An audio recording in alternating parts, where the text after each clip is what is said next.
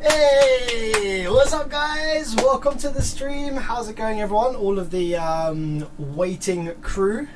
Thanks for jumping on the stream nice and early. How's it going? Good to see you. As you can tell, my voice is much improved voice. If you were there for my last stream, I tried to stream and I thought my voice was I was a little bit rough. I wasn't like super ill or anything, but I was a little bit rough.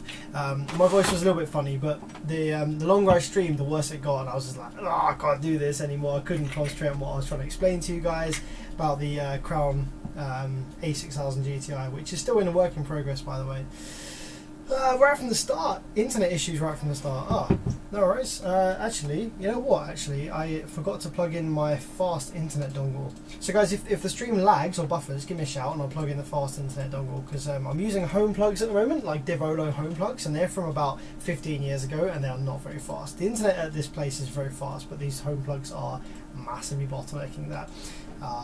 So yeah, cheers guys. It's going to be a nice fun stream this evening. This is not a customer amplifier, which means we can have a little bit of fun, we can mess around a little bit, we can have a little cheeky glass of wine, and we can get stuck in, and I can go through a few bits with you guys without, you know, without being too professional, as it was.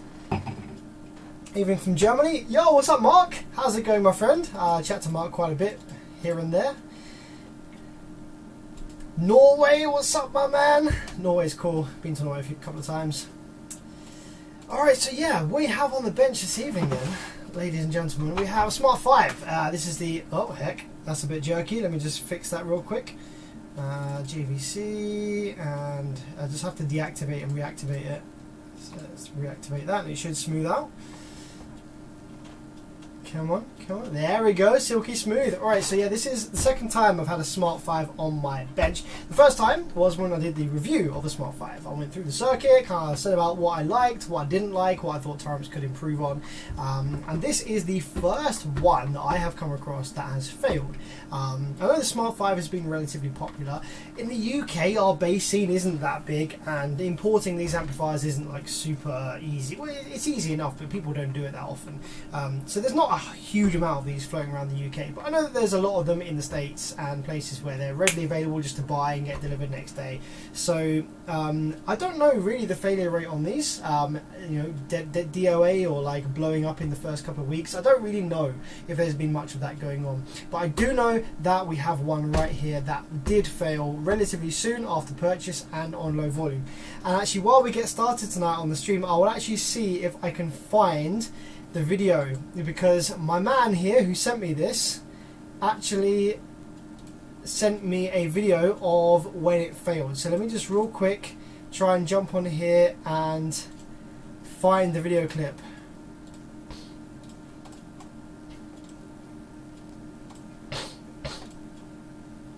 because it's a really funny video clip. So this amplifier's come all the way from Australia, and so the video clip is very Australian. It's quite funny.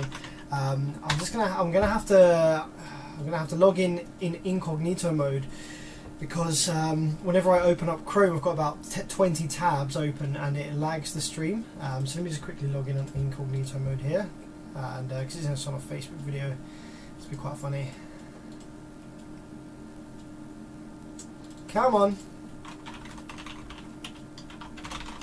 get logged in, y'all. There we go. Okay, logged in now. Dion, my man, thanks for the 35 ZAR. What's ZAR? Zimbabwean, no, something rupees. Yeah, you might be getting a little bit of stream buffering just for a minute while I load up Facebook to get the video, so apologies for that. Just bear with me for a sec, and as soon as I've got the video up, it will stop buffering for you guys.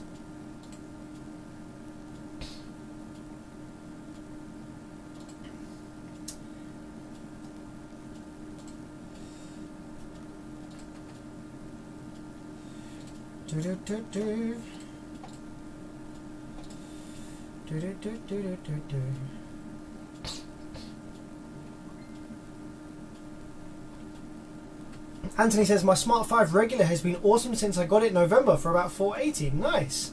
Third time. You've been on Big D's dyno video too. This is the second one I've only had on my bench, the Smart 5. I had the Smart 3 a couple of times, but not the Smart 5. So, okay, let's just do a quick search on this.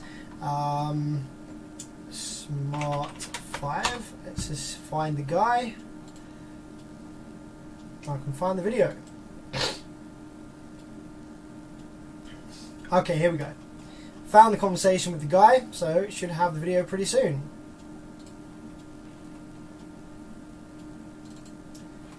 Scroll up. Can I go shared media? Maybe it'll be a video in here. I can show you. It's very funny. Very funny video of this amp failing.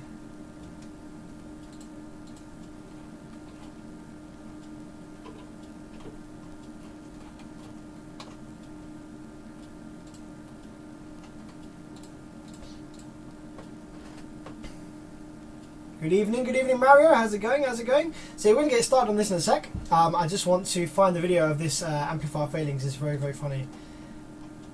Okay, just scrolling up, just having a quick look. Hopefully it's saved and it's still here. Here we go, I found it. Okay, I should just be able to download this. Can I download this video? Okay, I'm just going to have to do a screen grab on this somehow. Okay, zoom in there. Let's full screen this. Can I even full screen this video?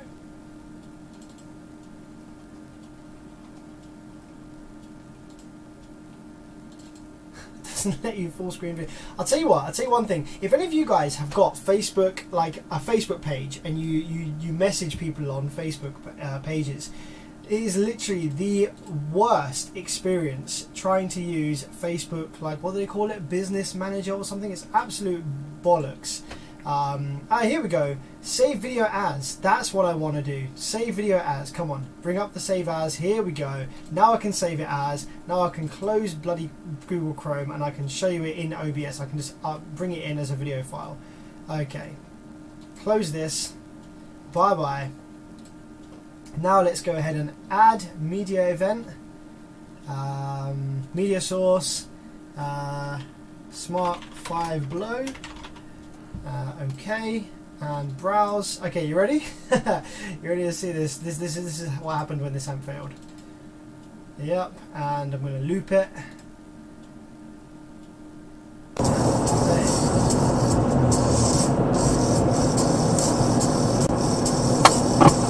What the fuck was that? So yeah, there you go.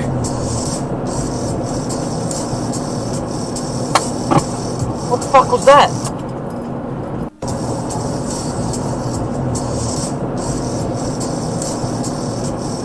So I can't actually hear that, but yeah, that's pretty funny. So the amplifier was just playing low volume, bit music on in the background, then you just hear this poof, and the guy's like, eh.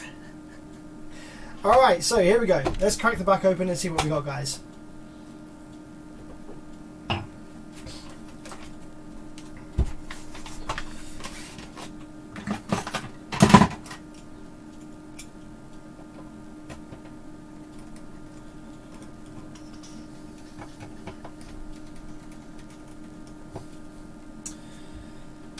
Okay, Smart 5.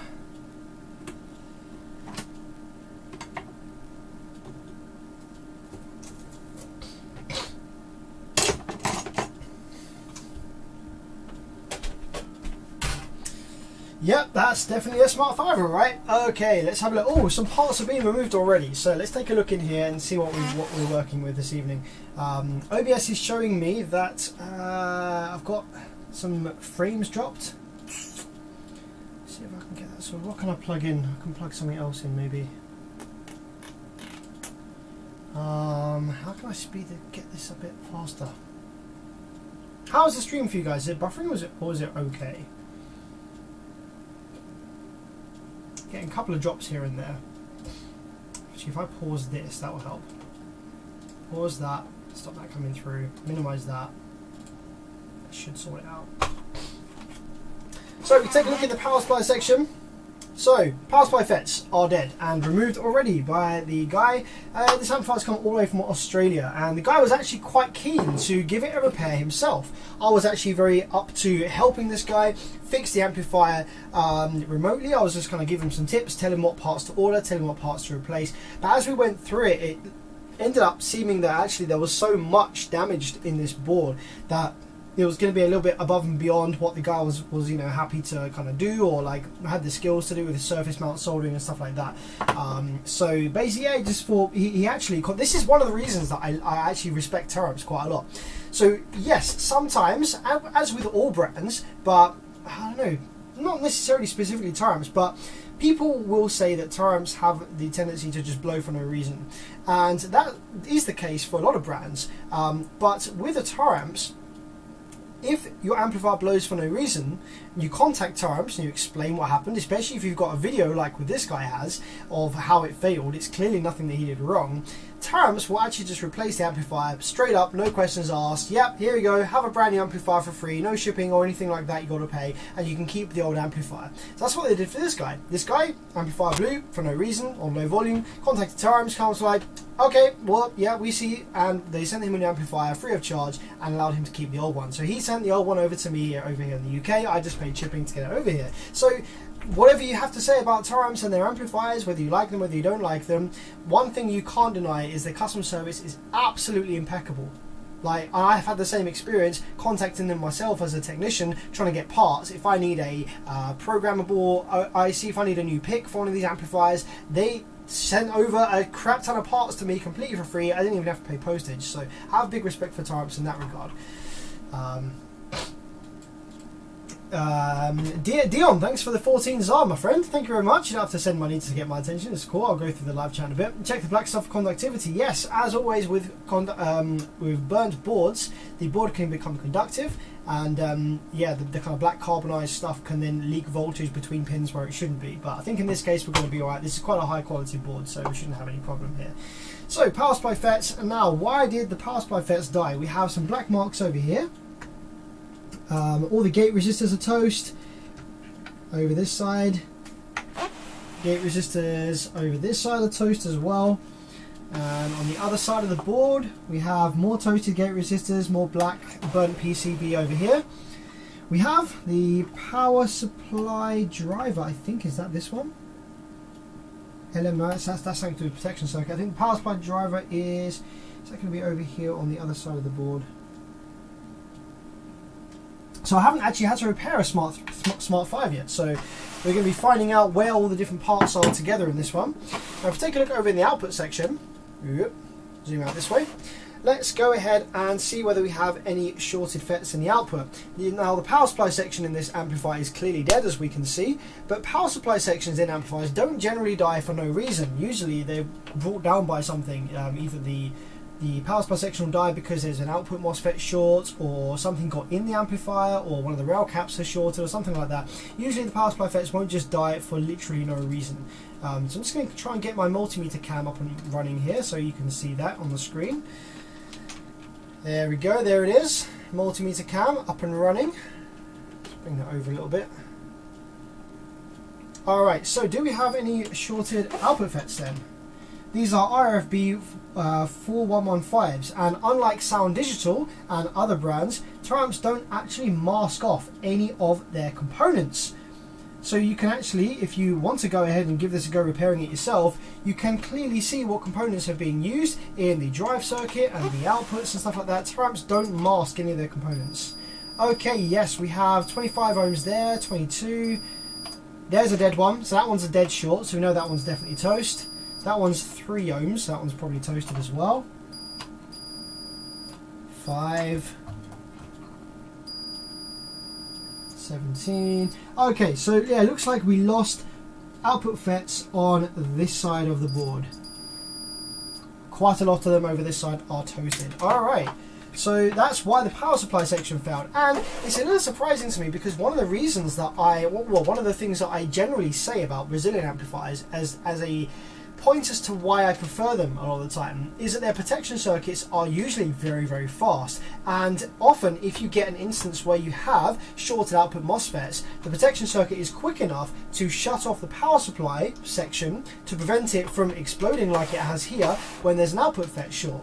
And that has usually been the case in like almost every Brazilian amplifier failure that I've seen, is that if you have output FETs shorted, generally the power supply section is alright, especially in band amplifiers. In the Band of Viking range, I have only ever seen power supply MOSFETs fail one time. And that wasn't due to a output section fault, that was due to something else entirely.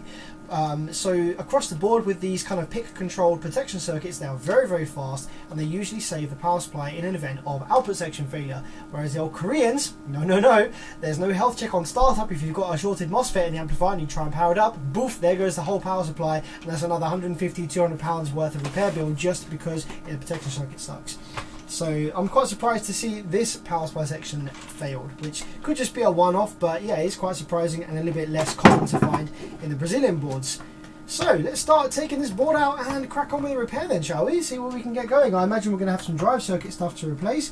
There is, oh okay, I found the power supply drive chip, I think, if we zoom in here. So let's have a look at some damage. So we already know we've got output FETs dead. Okay, we know we've got output FETs dead, we know we've got power supply FETs dead, we have a toasted looking IC here, which I suspect is a power supply drive chip.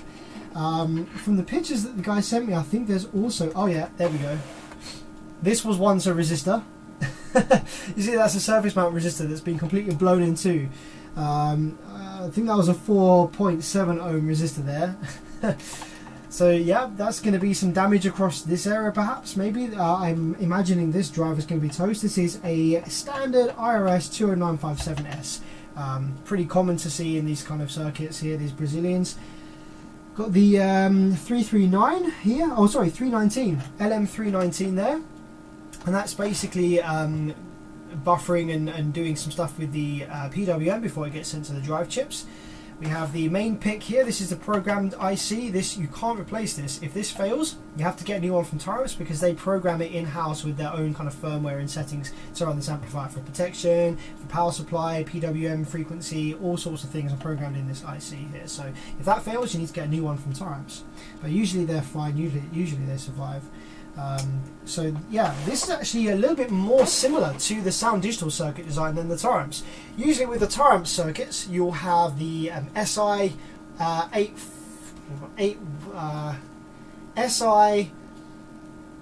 81244, I think it is, BB driver. Usually the Taramps will use that Silicon Instruments driver, whereas all of the Sound Digitals are using the IRS 20957S. However, in this case, we do actually have the 20957S, more similar to Sound Digital. And then we also have, I think, these might be final buffers, just like in the Sound Digitals.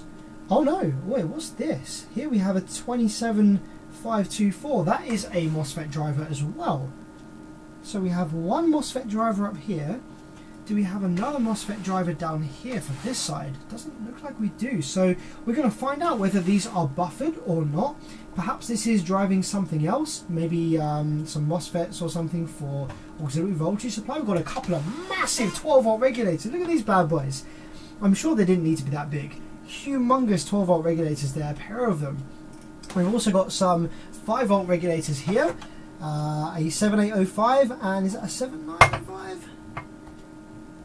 No, that's just a regular transistor, I think. So we've got a 5-volt regulator and then a transistor, which might be a voltage regulator, but it's being set up with a xenodiode or some resistors, perhaps. Cool, this is new stuff. We've got a new circuit layout to repair here. Going to be exciting. So let's get this out of the case and yeah, go from there. Let's read some live chat while we're doing that. So this is this a Smart 5 regular or Smart 5 base? This is Smart 5 base. So the Smart 5, the difference between the Smart 5 and the Smart 5 base, the Smart 5 will make more power generally because it has a higher rail voltage. See, the Smart 5 is rated to do 5k at 12 volts, whereas the Smart 5 base is rated to do 5k at 14 volts. I'm not sure if the power supply is regulated in these as to whether the regular Smart 5 will make over 5k at 14 volts, but the regular Smart 5 does have higher internal rails because it makes the 5k at 12 volts rather than at 14 volts. So the regular Smart 5 is a little bit beefier in terms of rated power in that sense, but for the average user I would typically recommend the Smart 5 base. I can't remember what I said in my original video when I made my review video. I think I recommended everyone get the regular Smart 5 due to how close the components in the Smart 5 base, I think it was, were run close to their limits. However, after kind of thinking about it a lot and hearing people using these amplifiers and stuff, the reason that I think now would recommend the Smart 5 base to most people is simply to do with the preamp filters. Like most people, like a lot of people, or a large majority of bass heads won't have as much experience or knowledge about how to set up the preamp filters as some others. So for the vast majority of people using the Smart 5 bass, with its much steeper and lower filters, you're going to get a smoother, more round sounding bass simply due to the way the preamp is set up, just because it's killing off a lot more of those kind of high, punchier bass frequencies. Your low pass filter doesn't go anywhere near up as high, so you don't have the risk of setting it way too high and getting some vocals coming through. And also the high pass filter is completely different as well and much better on the Smart 5 bass. So generally, if you're an inexperienced user and you're just kind of setting this up and you're eyeballing the settings and stuff, or you're not really sure about the settings, you're often going to get a much better experience listening to the Smart 5 bass than you will the regular Smart 5. Whereas if you do know a bit about what you're doing, then you can get the regular Smart 5, have a little bit more rail voltage inside, a little bit more power potential, and you can set your filters correctly either with a DSP or on the head unit to make the Smart 5 regular sound like the Smart 5 bass. And I say this time and time again, and it's one of the things that I say that gets me a lot of laugh emojis on a lot of bass forums because people just don't understand. The actual amplifier circuit itself doesn't differ that much between lots of other amplifiers out there, and different amplifier output section circuits, when played with a subwoofer, don't sound any different to one another. Like, there's nothing in this drive circuit and this inductor circuit and these MOSFETs that's going to create a different sounding bass to any other Class D amplifier. The thing that makes it sound different is the preamplifier circuit and how the filters are set up in there. And a lot of the Koreans, like the Sundowns, DC Audios, Ground Zeros and stuff like that, their filters and their preamp circuits are done well for subwoofer application, and they leave most users with a really smooth, round, deep sounding bass, whereas all the Brazilians tend to be full range and their preamp filters allow for that, and therefore people often set the filters way too high and the amplifiers don't seem to play lows, they don't seem to drop as low or sound as smooth as the Koreans, not because it's got anything to do with the amplifier stage, simply down to the preamplifier stage. This kind of annoys me, and I say that a lot, and I get a lot of laugh emojis because I say, hey, all these amplifiers actually sound the same. The thing that you're listening to there, the difference that you're picking up on, is actually the preamp circuit, and you can make a preamp circuit sound however you like, with filters, active or passive. So yeah.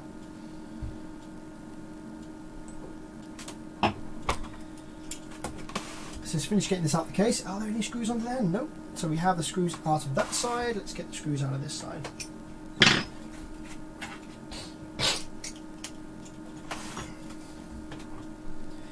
What are you using for resistors to test amplifiers? I bought from China, I think it was from eBay or AliExpress. I bought a big stack over here. I've got a massive stack of 4,000 watt 4 ohm resistors. So these are massive aluminium kind of cases that the resistors are in. And these are each 4 ohms, and they can each take 1,000 watts continuously.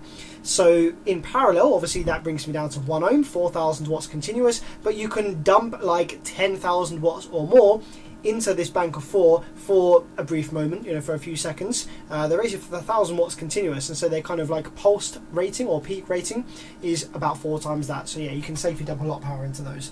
Yeah, they're just resistors off of eBay. I think it cost me £90 for 4 of those.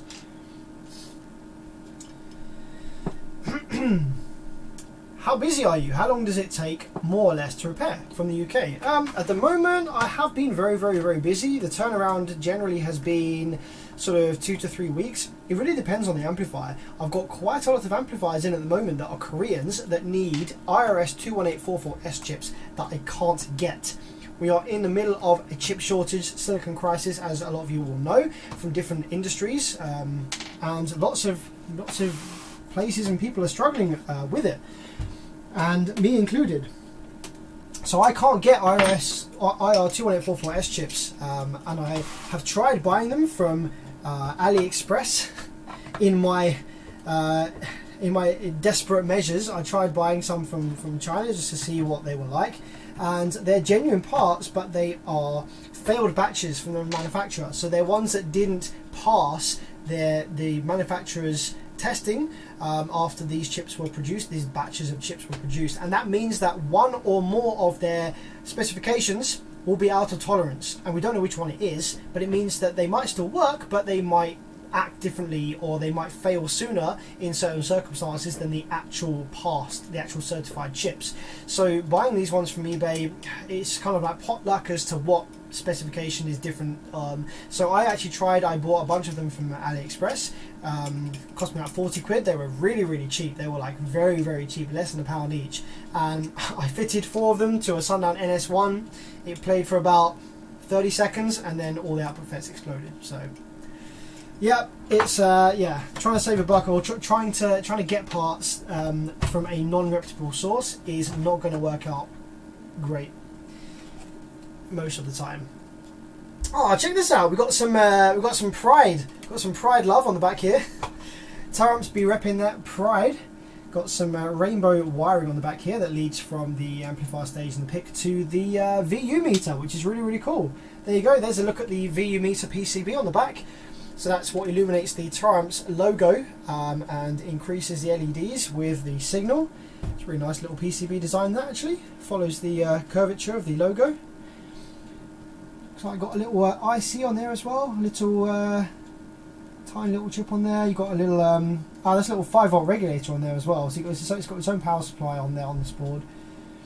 And you got this little chip which will be probably dealing with the data to increase LEDs as the signal increases. So cool, nice to see it. Love to see it. Let's get the case off the bench.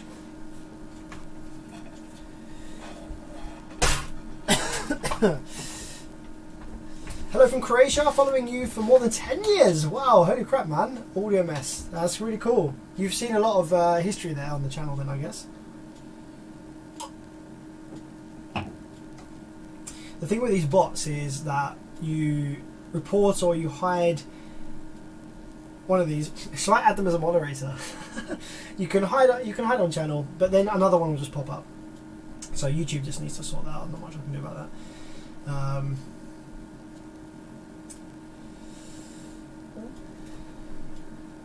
Got one going in the next build. Now these are great amplifiers. These are great amplifiers. You'll always get ones that fail. You always get ones where the parts from the factory were bad or something like that. It's always going to happen. Happens with every brand. Happens in every industry. Good day, sir. I have an old school JBL 1200.1. The 3-way power terminal was melted down. Any idea where I can get it fixed in the US?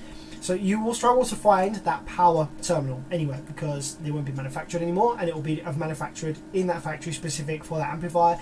Well, not necessarily specific for that amplifier, but yeah, you'll find it very, very difficult to buy those terminals for these amplifiers as an end user.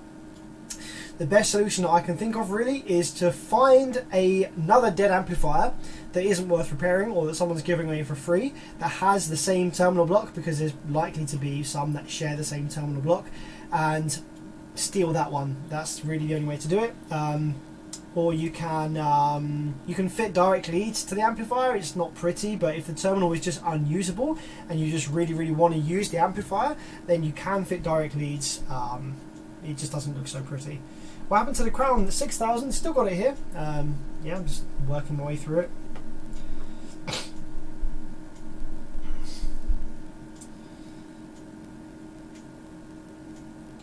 Have you been? Good to see you back in action. How's it going, Jet the Ripper? Good to see you, my man. Alright, so let's take the dead FETs off of the board now then. So you know we have some. So it killed FETs on this side of the amplifier. Now what I'm going to do is I think I've got quite a lot of RFB 4115 in stock. So in times like this, it might be tempting to just replace the FETs that are the bank of FETs that died. So the amplifier, essentially, this is a full bridge amplifier. So we've got two amplifiers on the same PCB. So this side of the PCB is basically its own amplifier by itself. And it's not necessarily essential to replace all the MOSFETs on this side if they weren't part of the failure. You can use them, but sometimes a failure on this side will cause some kind of weird feedback or some kind of drive circuit fault, which will stress the FETs on this side, even though they are their own separate amplifier, and it's a good idea to replace them anyway.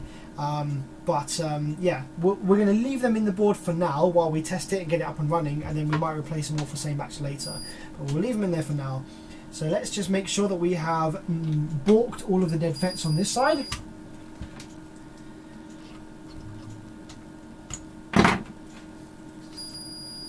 That one as well.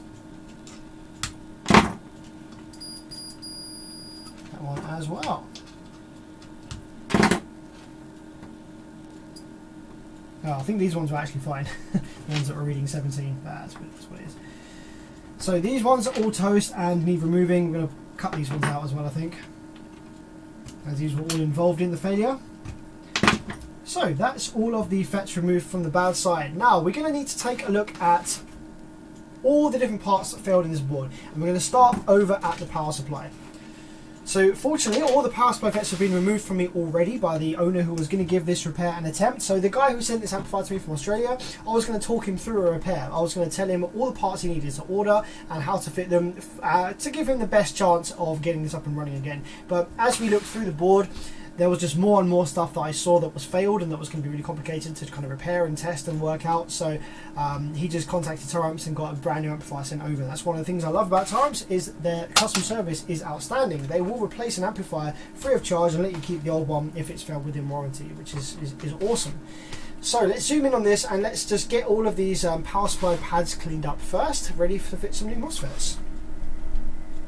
What's happening with your base car? Yeah, I've made it into any shows this year yet. I haven't made it to any shows this year yet. I'm thinking of going to one in August.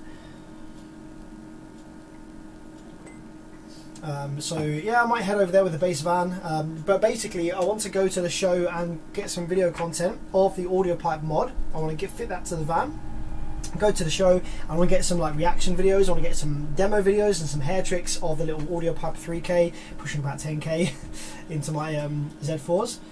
So I want to get that finished and then go to a show, and I've also got some other ideas as well that I want to do for some footage at shows. So I should get to some later this year, fingers crossed.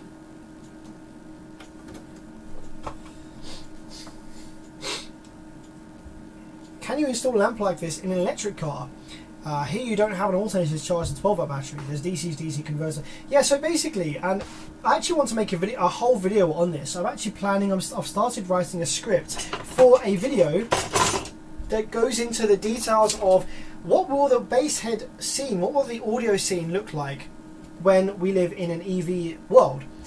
You know, what will it be like? And I want to go into detail about the various ways it can go and the solutions to getting, you know, these kind of amplifiers running in an EV, and the concerns that some people have regarding range and stuff like that, which is quite silly. It's quite a silly. It's something that you would immediately think, but then when you think about it, it becomes like really silly that you've been concerned about that.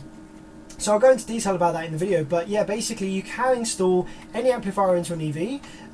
You obviously will need to use the 12 volt step down supply. If you really know what you're doing and you are experienced and you know the risks, you can tap into the high voltage line and step it down from there with like a much higher current step down converter, but obviously it's extremely dangerous. You're dealing with like 600 volts DC that will kill you in an instant if you touch something wrong. So yeah, the EV kind of audio world is going to look a lot different, and it's going to actually be quite dangerous. I mean, you know the kind of bullshit that goes on already with 12 volt systems, and the kind of wiring people do, and the kind of things that people try and think is okay to do. Now put those kind of people and that kind of mentality and that kind of skill level into an electrical system that's running 600 volts DC at high current. Like, it's not going to end well. So yeah, it's a tricky one, and I'll go into details a lot in the video that I make about it, that I've got planned. It's going to be a really good video. But as far as it goes for now, in getting these amps installed into an EV, I do know a couple of guys. I actually know one guy who's running a Smart 5, this exact amplifier, in a Tesla Model S. I think what he's done is, yeah, he's just beefed up the batteries on the 12 volt side quite a lot. So yeah, the step down converter charges the batteries just like an alternator would charge the 12 volt batteries in a regular car. However, there are issues because the step down converter, or the the step down converter, it is very sensitive to high spikes in current draw. So basically, when the amplifier turns on, it draws enough current from the system that the step-down converter goes, oh, hey, there's a problem here, and shuts down and throws an error code. So he's had to kind of do some weird thing with a Stinger relay and power the amp up slowly through a big resistor, and then once the amplifier is powered up and the rail caps are charged, then switch out the resistor with the relay. So it's a bit of a ball ache, a bit of a long way round of doing it. But I'm sure there's going to be better solutions that come forth. You know, companies will offer better solutions to it. Maybe some kind of super capacitor bank that can take the power up draw from the amplifier, or maybe the amplifiers will start being modified with a much slower power up. I did actually offer that as a service to this guy who's got the Tesla Model S. I said to him, hey, look, I can modify your amplifier to make it turn on much slower, so it draws lower current over a longer period of time to dampen the kind of current spike as it turns on, and that shouldn't trigger the overcurrent on the Tesla system. So there's lots of ways around that. But yeah, at the moment, at least, the only solution we have is using our 12 volt amplifiers and just making use of the 12 volt step down in these EVs to make it work. But in the future, maybe, if some companies release some amplifiers that actually tap into the high voltage line, then you'll be starting to look at amplifiers that are 5, 10, 20,000 watts that are like this big, because they don't need a power supply circuit, because you can use the 600 volt as rail voltage directly. You don't need a power supply section, which actually takes up most of the size of these amplifiers.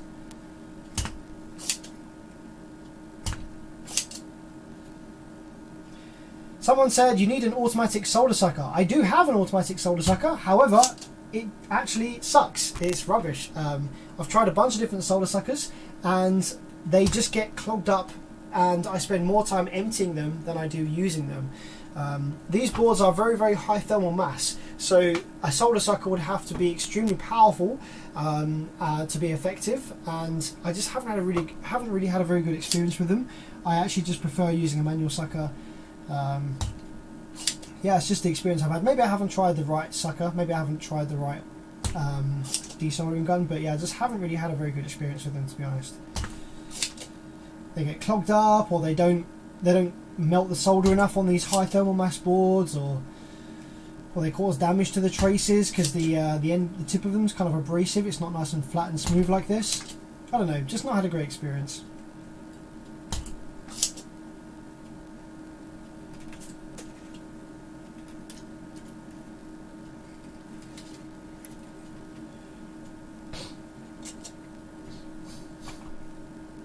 Also, Sam, I bought a Korean 3K blown for the equivalent of 45 USD. Did I get a good deal? Yeah, that's not too bad, I suppose. Yeah, 45 USD is not bad for a 3K Korean. The problem is, the prices, the second-hand prices for Korean boards, at least in the UK here anyway, are absolutely plummeting thanks to the really cheap amplifiers that are available from Brazilian boards, or from, like, you know, the Ford Bridge stuff. So in the UK at least, and I think it was probably similar in the States, 1,000 watts would cost you £100. So if you wanted a second-hand Korean 5K, you'd be paying £500. 10K would be about £1,000. 8k, £800. It was quite kind of like, it's quite easy like that. But now, all of the recent Koreans that I've tried to sell, I actually ended up selling a Korean 10k for £590, I think it was, which is like half the price that it would have been not that long ago. So yeah, I think 45 USD for a blown 3k, it's not bad, provided you can get it up and running relatively easily and it's not costing you a bunch of money in parts. Yeah, it should be fine.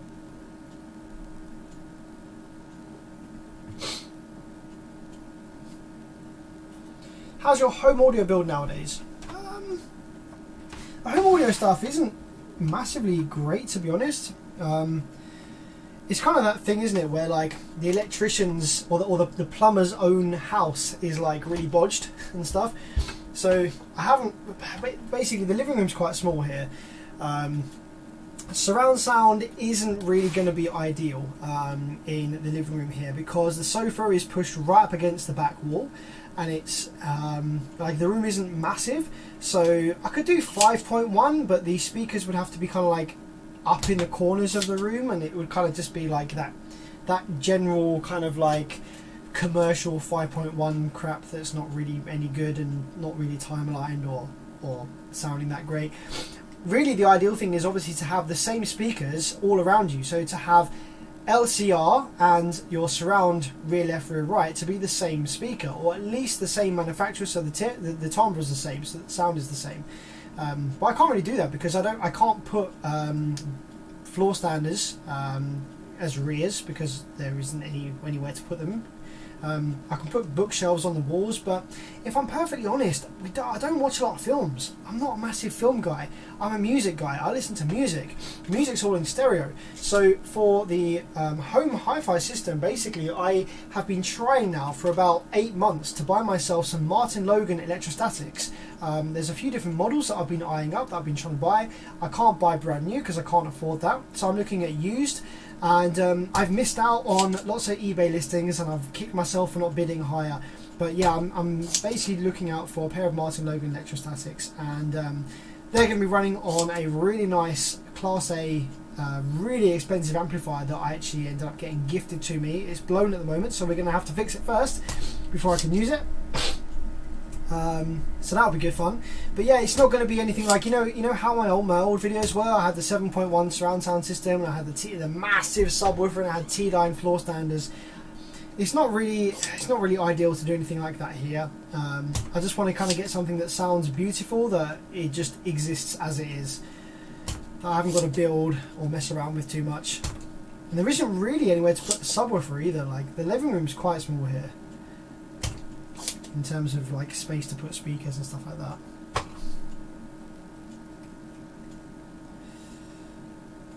But I do have speakers all around the house. So I have nice speakers in the kitchen. I have nice speakers in the kitchen. I have nice temporary system in the lounge. I've got relatively nice setup in the workshop. Got some tannoys and a DD sub.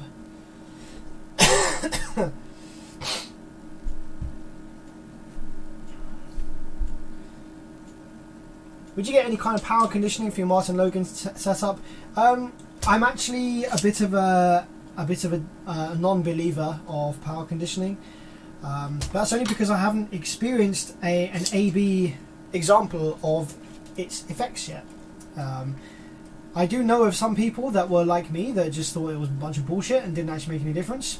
That then got power conditioning and heard a difference. So I don't know. I'd have to experience a difference first in some way for me to believe that it actually makes a difference. But typically no.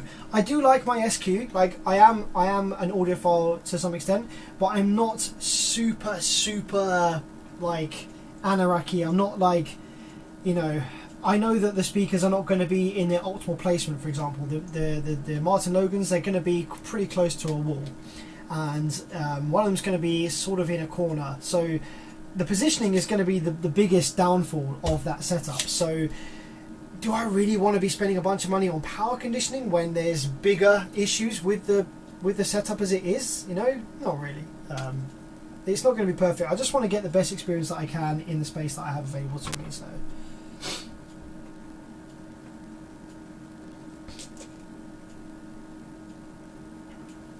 But yeah, I honestly don't think it's a thing. I think it's one of those things where once people install it, they think they can hear a difference because they've installed it.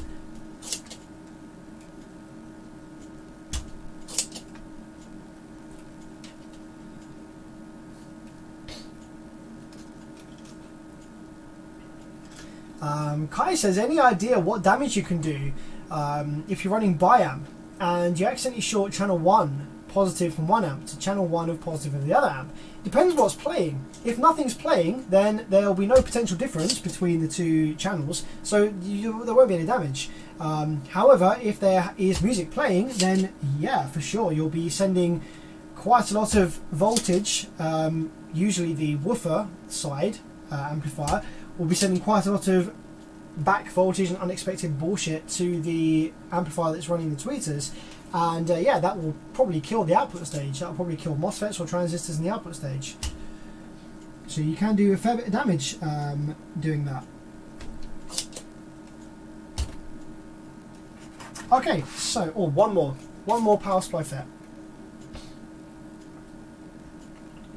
Yeah, DACs are another thing. So I do believe, I have experienced firsthand, that a separate DAC or digital to analog converter versus just using, for example, a computer motherboard pre-out or something like that does make a difference to the sound. The same way that having a USB-C DAC, like a decent quality one, for example, I don't know, like a topping D10, it's a kind of budget one, but it's actually quite decent. Having that connected to your phone via USB-C sounds better than Bluetooth, for example, or sounds better than running a much cheaper headphone, a DAC that's built into the headphone cable of the headphones that came with your phone, for example. So yeah, DACs can make a difference, but the gains are diminishing, like diminishing gains. Once you go above a certain bit rate or a certain kbps, then yeah, you're not really going to hear a huge difference. I actually did some A/B testing myself because I was very keen to get a high resolution streaming service like Tidal or like Qbuzz or Amazon Music HD or whatever it is. So I actually got a trial of Amazon Music HD, okay? And the setup in the living room at the moment consists of a PC, Windows PC, connected via USB to a topping D10 DAC, okay? Which is supposed to be relatively decent. The topping D10 is converting to analog, which then goes into a Technics SUV 650, which is not a super high-end hi-fi amplifier by any means, but it is actually quite respectable for its age and for what it is. You can use it with high-end speakers, and it actually does a fairly good job. I'm not using super high-end speakers though. I'm using some Wharfdale Laser 100s. So they are old speakers, they're reconditioned with original drivers, and I believe they actually sound amazing. The stereo image is lovely, they're super warm, they sound amazing to me, and I've heard quite a lot of decent sounding systems. They're not like super high-end speakers by any means, and they do lack a lot, but they are decent enough that I thought I would be able to hear a difference in, like, I don't know, bit rate or compression or something like that. So I got a trial of Amazon Music HD, and I sat there with my tab, with my Amazon Music HD app on my Windows PC open, and then I had SoundCloud open on a Google Chrome tab with the exact same song, and I was play pause, shift play pause. I was A/Bing between the same song on SoundCloud, which is very lossy, it's very compressed. I think it's like 128 kbps or something like that. SoundCloud is very compressed, versus Amazon Music HD, like a FLAC, a uncompressed version of that track, and I was going back and forth between them, and I literally could not hear a single difference. So I don't know if that's something that Windows is doing. I don't know if maybe the topping D10 isn't being used properly because of some kind of setting, or whether just the Wharfdale Laser 100s are just unable to really open up the difference between those two streams, or whether the SUV 650 just isn't transparent enough for me to hear those differences. I don't know, but I was very surprised. I thought it would be a night and day difference between very compressed SoundCloud and Amazon Music HD. I could not hear a single difference. I tried lots of different tracks. I even closed my eyes and kind of went back and forth a few times to lose my perception of which one I was on, to try and kind of do a bit of a blind test between, like, see which one I thought was Amazon Music HD. I couldn't tell. So I know that there must be a difference, because lots of people do express that they can hear a clear difference between various different streaming services, even between HD streaming services. So I know there must be something, but I just couldn't hear it. Thanks for the $4.99, Mike. I appreciate that. Finally got that Memphis 5-channel amp fixed with help from Todd. Nice. I can't remember what the issue you're having with that was, but I'm glad to hear that you got an amp fixed. It's always really, really good to hear.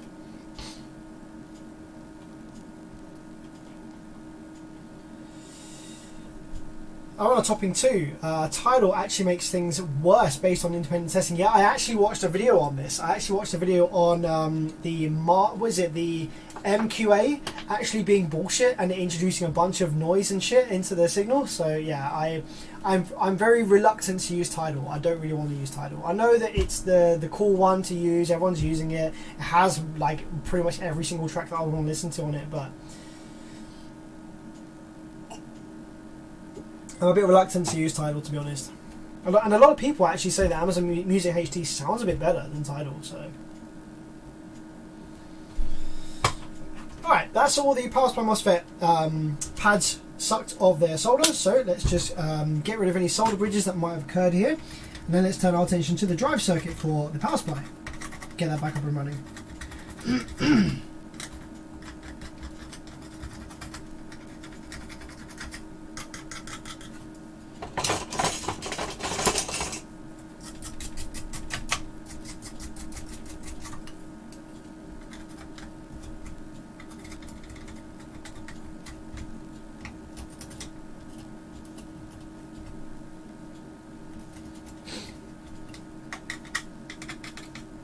Okay, so if you were with us earlier, I think we spotted the power supply drive IC. So let's take our multimeter and let's try and find the power supply driver. So we're going to go ahead and zoom in here, and we're going to look at one of the MOSFET gates first. So we're going to place our first probe on MOSFET gate. Now we have a gate resistor that's burned, so we're going to go ahead and go over that to the other side. Now we're probing the gate resistor. So we can actually follow the trace here. It goes into the middle of the board and goes through a via just there. So if we now follow that, we can see that that likely goes over to here. There's a couple of ICs here that are likely to be power supply drivers. So let's see whether we have continuity to any of these pins. Yep, there we go. We know that this chip's dead because it's got a massive burn hole on the front. So that is the power supply driver, and it's probably going to be a 4427 or the UCC equivalent of that. But this one next to it, is that the driver for the other side? I imagine so. We have some capacitor charging there. Yep. So if we go ahead and probe a power supply driver from the other side, sorry, power supply MOSFET gate pad from the other side, and go ahead over to here. Let's see whether we have continuity to this one. Okay, we don't actually have continuity to that one over there. I wonder whether it's side A and side B though. There we go. We have continuity to this one here. There we go.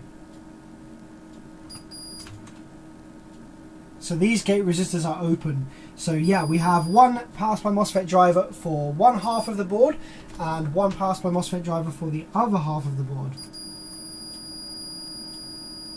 That one's for this one, and this one is for this one over here.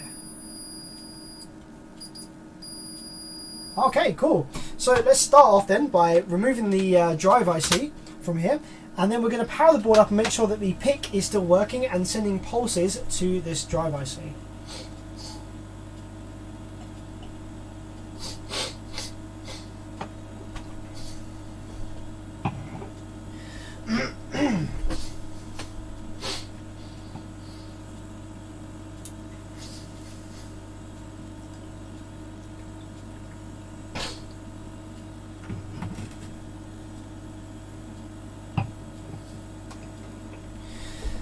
says Windows does not work well when using several audio sources. It only uses the lowest quality to output.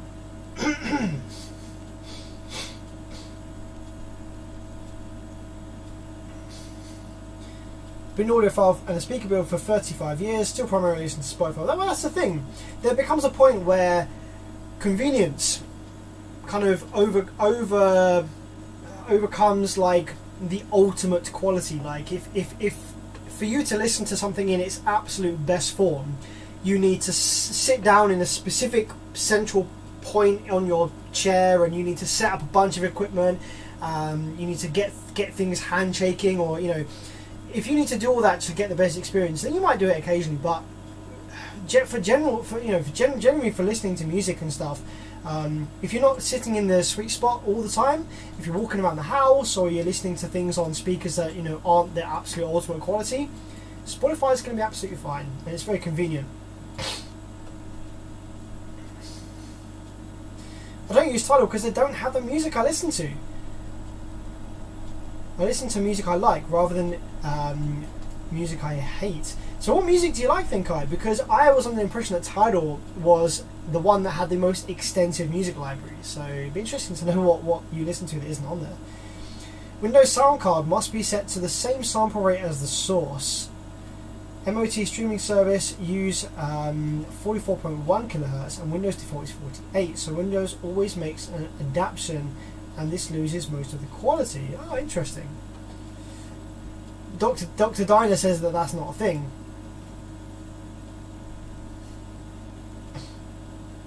Might be something I have to play around with then. I'm not too sure what kilohertz I've got Windows set to, whether it's 44 or 48. bit of disagreement there going on in the chat. I will experiment a little bit with it, but I don't think that I have the equipment right now to really make a solid statement on what one's going to sound better. When I get my Martin Logans and I get this chapter 2 amplifier working, then yeah, I will definitely have the equipment to be able to distinctively hear differences if they exist, but at the moment I don't think I do. RP502, love your channel, missed your last live stream, noticed it wasn't on your playlist, do you plan to publish it? No, so the last live stream that I did, I just cut it short because my voice was dead, I couldn't speak, so it wasn't really a live stream, I didn't do anything.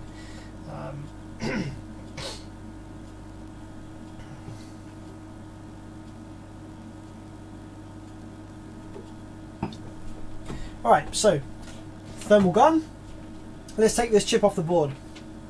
I'm going to take both of them off the board actually. While we're here, we might as well replace both of them because power supply effects died, so the other IC may very well have been stressed in that. So let's drop some flux and get these off.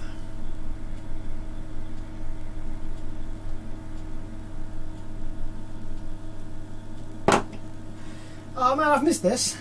I've missed this streaming stuff. It's good to chat with you guys. This is a nice relaxed stream. I'm not in a massive rush to repair this amplifier. I'm very happy to go off topic and have some chats with you guys about basically anything you like. Feel free to ask any questions you have about anything.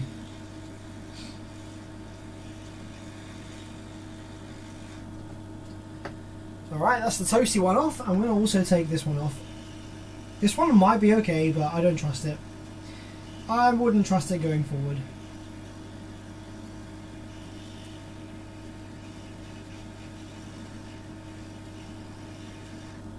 There we go. Gonna drop some fresh 4060 on these pads. Ready for the new chips. Ah, the bots are back. Actually, I don't mind it because the bots kind of add engagement, you know? Lots of comments in the live chat. That's fine with me. Brings engagement.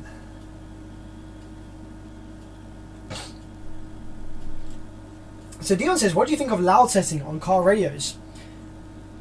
This is going to be a controversial opinion, but I don't hate it. Right, actually, I'll ask you guys a question. Can anyone tell me the actual legitimate purpose of the loud setting on head units? Tell me. I know the answer, but I'm just curious to what you guys say. What is the actual purpose of the loud setting on head units? Why is it there? What's it intended for?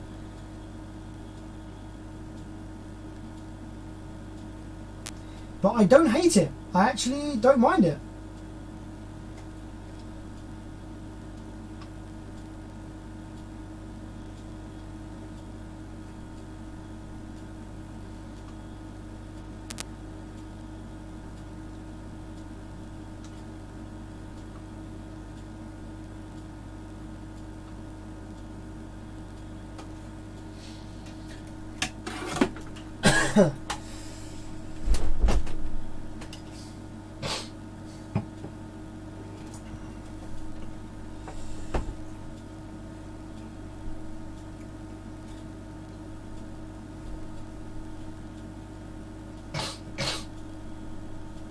The debate between high resistance gate resistors versus 22 or the like when it comes to the stock high ohm gate resistors companies use to pass some requirements.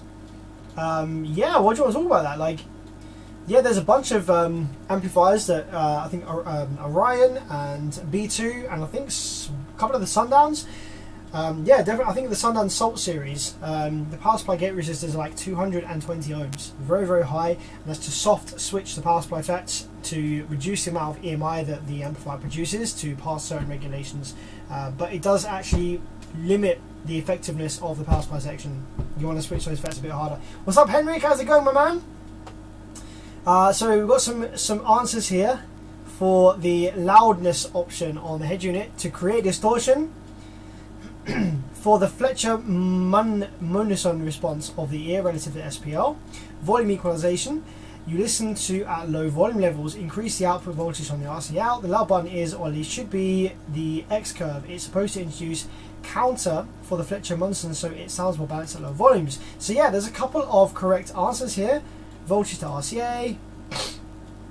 Give more emphasis to highs and lows at low volumes. Yeah, so a lot of you guys are getting it right. So the thing is, okay, when you listen to music at lower volumes, okay, if your system is like totally flat, if you've got a completely flat frequency response, up loud it sounds fantastic. The bass is booming, the highs are crispy and bright, and the mid-range is super clear, and it all sounds great. However, when you are listening to that same system at lower volumes, it sounds lacking.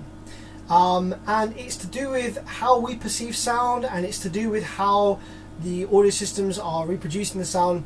So at lower volumes, in order for the music to still sound exciting and like cool to listen to and nice, at lower volumes you actually want to bring up the bass and a little bit of treble generally, which is where that kind of slopey EQ comes in, and the loudness does that. It gives you a boost at between, depending on the thing, it's usually about 40 hertz with like quite a high Q value. Give you a boost in the lows, and it does a little bit of a boost in the highs. And at lower volumes, that isn't going to kill your equipment, isn't going to introduce distortion, isn't going to start clipping your amplifiers or anything like that. It just changes the EQ or the characteristics of the sound at lower volumes. The thing is it doesn't automatically turn itself off as you turn the volume up. So you've got to know what it does, and you've got to know when to use it.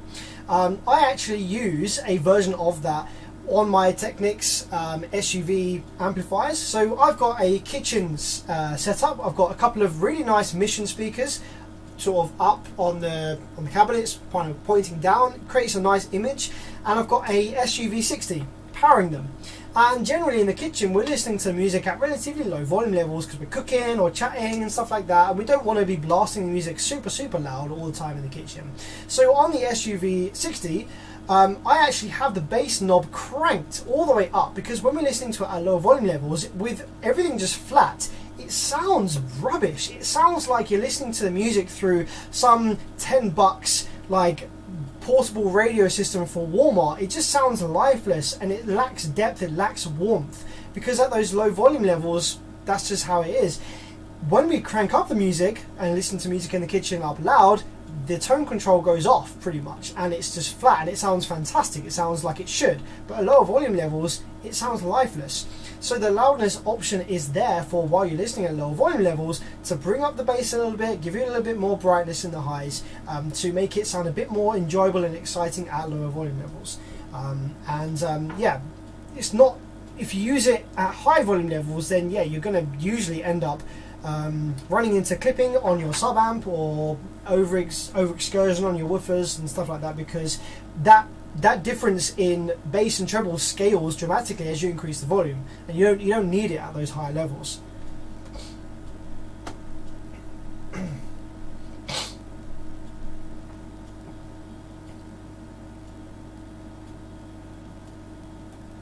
So I'm actually a fan of the loudness. Yeah, the loudness option I use correctly depending on what I'm doing.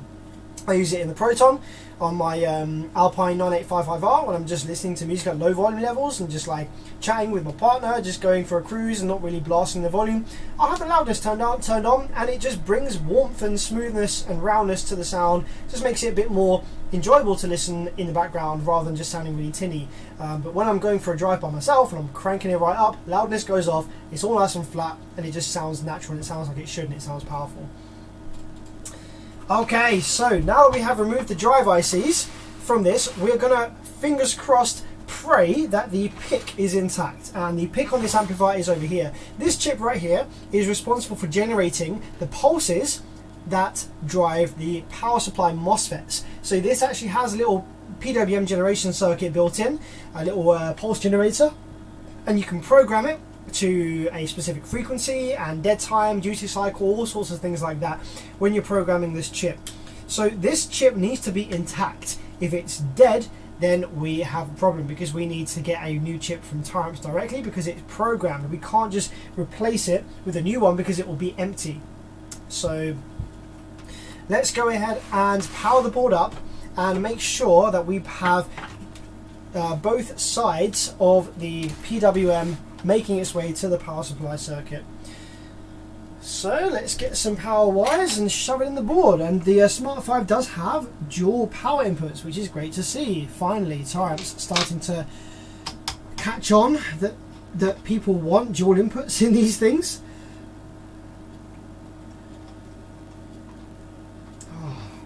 However, the Allen keys that they have used, the Allen bolts, are very, very short, and for my bench power supply wires, they're too thin, and the freaking Allen thing just falls out the hole. So I'm just going to have to fold it over so it's thicker, so it actually clamps down. There we go.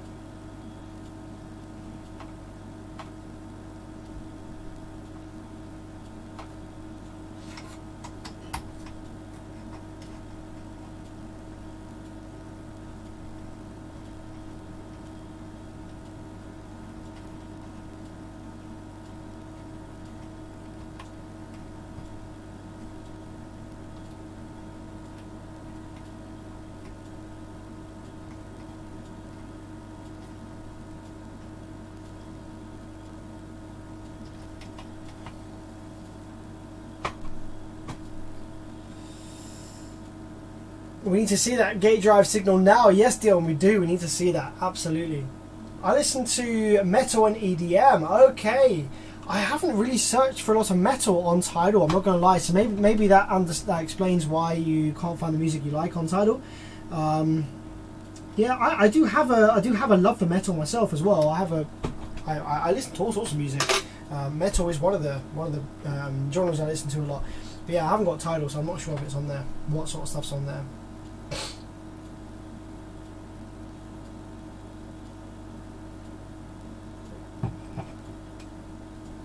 The reason, therefore, is the sensibility of your ears. On lower levels, you're not able to hear bass. Otherwise, you would hear your blood flowing through your body. Yeah, absolutely. Yeah, the human ear is very, very insensitive to lower frequencies. And that's why we're able to quite comfortably listen to 150 dBs worth of 20 to 80 hertz, and it's fine.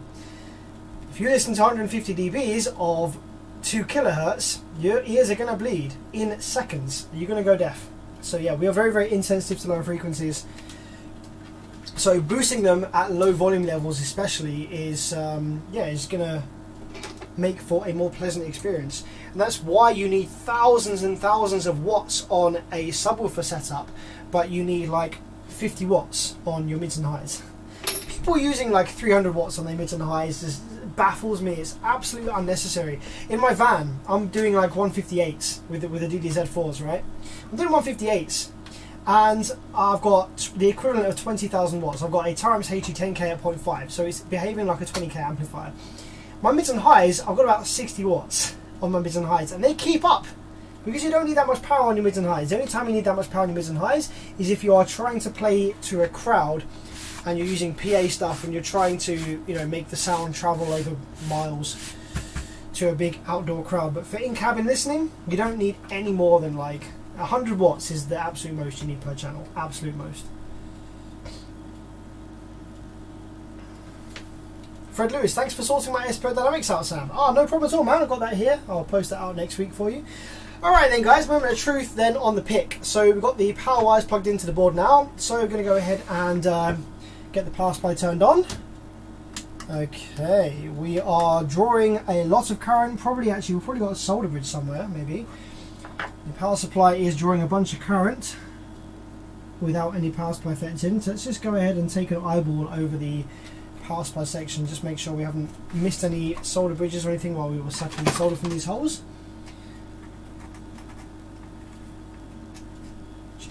Check that, that's fine. No solder bridge there, no solder bridge there.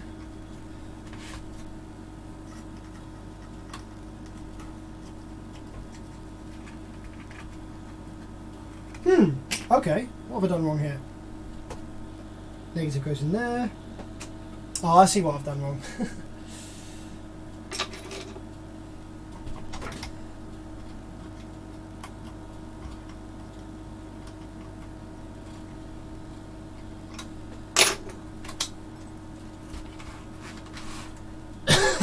Okay, let's get this powered up. So power supply, going to go with 12 volts because we haven't got any FETs in, so we don't need to lower the rail voltage because it's not building rail anyway. So 12 volts and limit the current to about 2 amps, that's fine. So we are looking for,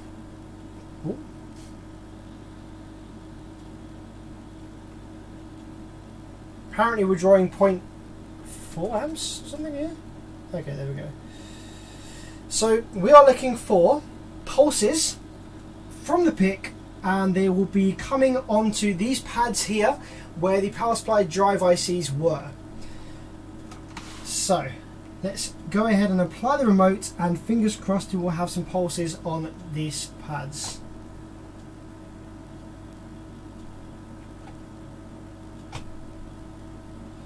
So I'm just making sure that I've got remote signal. So there's our remote signal going in, 12 volts.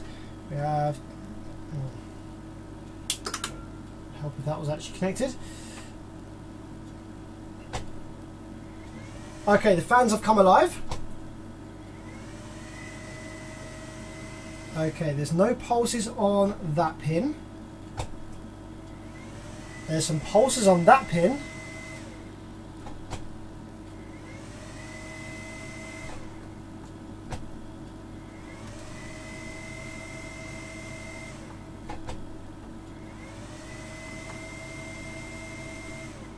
Okay, this is a bit worrying actually. So we've got some pulses on this pin here.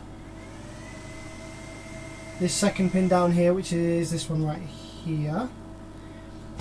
So that's going to be trying to tell the power supply MOSFETs to start pulsing, start building some rail.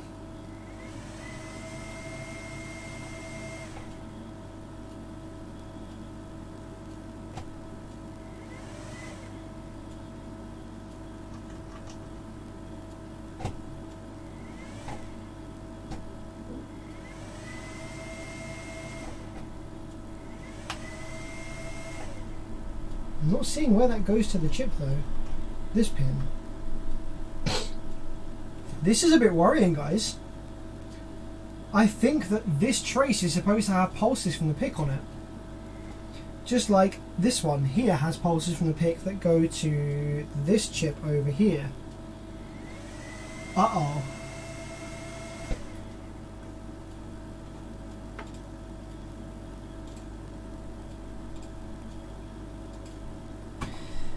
Guys, this could be a bit of a disaster. We could have a dead pick. That would be game over. That would be game over for this stream. So we've got two vias here on the board. Now these are coming from the PIC. Okay, we've got one power supply drive IC here with pin 4 likely being the input, and we have pulses. Very, very, very low duty cycle just to get a small bit of rail voltage built so the amplifier can do its health check. Now pin 4 of the other IC has nothing on it. That's worrying. This IC doesn't have anything on any of its pads other than the VCC. Oh no!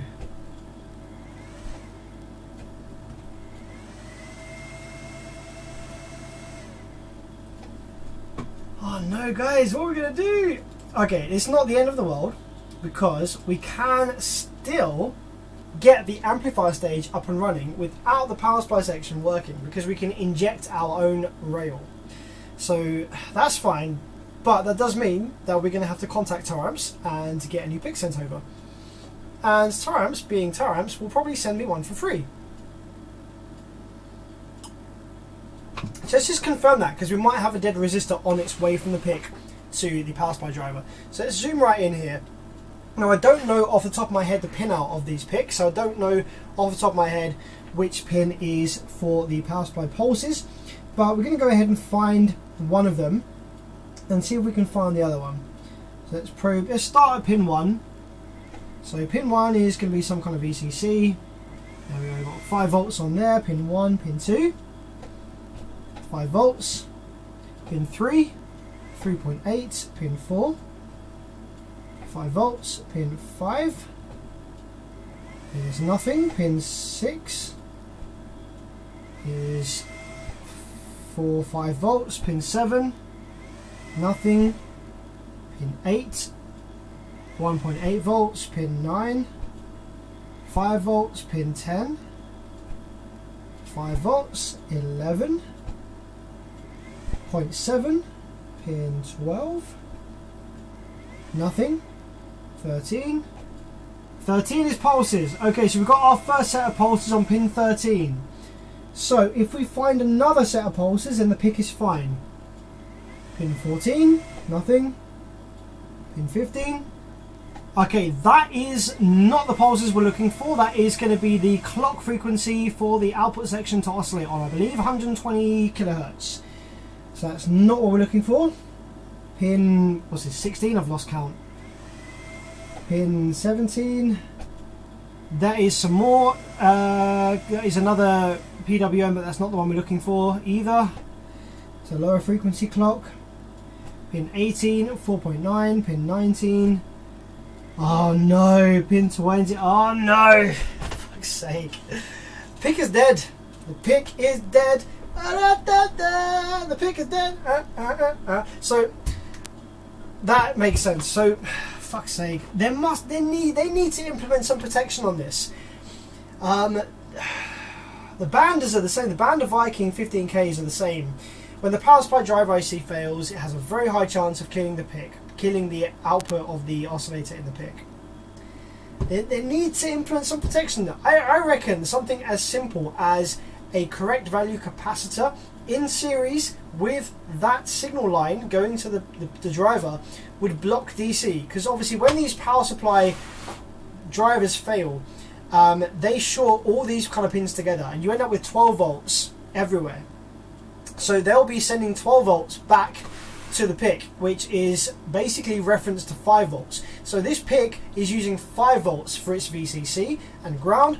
If it gets 12 volts sent to one of the outputs of the PWM oscillator, then that's going to cause all sorts of havoc and it's going to kill it, because 12 volts is like over double its VCC, and that's going to basically cause all kind of problems inside the chip. So a simple capacitor that blocks DC, provided it didn't interfere with the PWM signal, maybe they could do some interesting thing with some resistors or some diodes or something. They could make some kind of filter that blocks DC from getting from the IC to the PIC, and that would save all these headaches. But as it stands, we have a dead PIC and we can't get the power supply up and running as Taramps intended, because we are missing one half of the pulses. We're missing one side of the pulses. Now there's a few options here for the live stream. We have option 1, which is to inject our own rail voltage into this amplifier to start working on the output section. Another option that we could turn to, maybe, is retrofitting a TL494. So I could take a TL494 chip and I could feed it with some VCC, I could lock it into push-pull mode, I could lock it into operation, so that the second that the amplifier, this amp turns on, the TL494 gets power and that drives the FETs. So we could use a TL494 in this instead and get the power supply FET switching, maybe.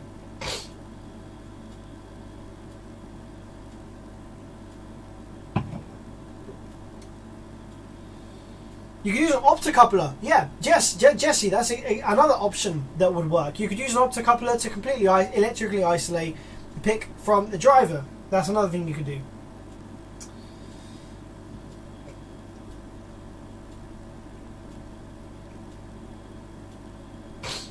Oh, is the stream stopped? What's going on with the stream? I might need to go and get my faster internet dongle, because it seems that we have a problem. Is the stream like buffering and stopping? Okay, I'm going to go ahead and get my fast internet dongle because I think there's some issues with the stream, hey?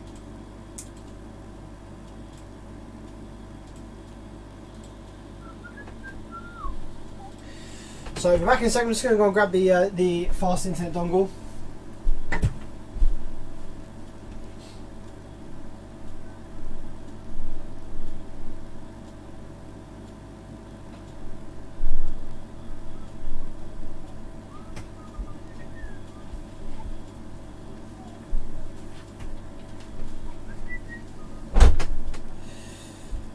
I just need to plug it in somewhere because I've run out of USBs on here. Alright guys, we're back. That should fix any buffering issues you were having with the stream. I'm using some really ancient Devolo home plugs and they are not happy with the setup that I've got here. So I've just switched to 5G, 5 gigahertz Wi-Fi, so that should be a lot faster now.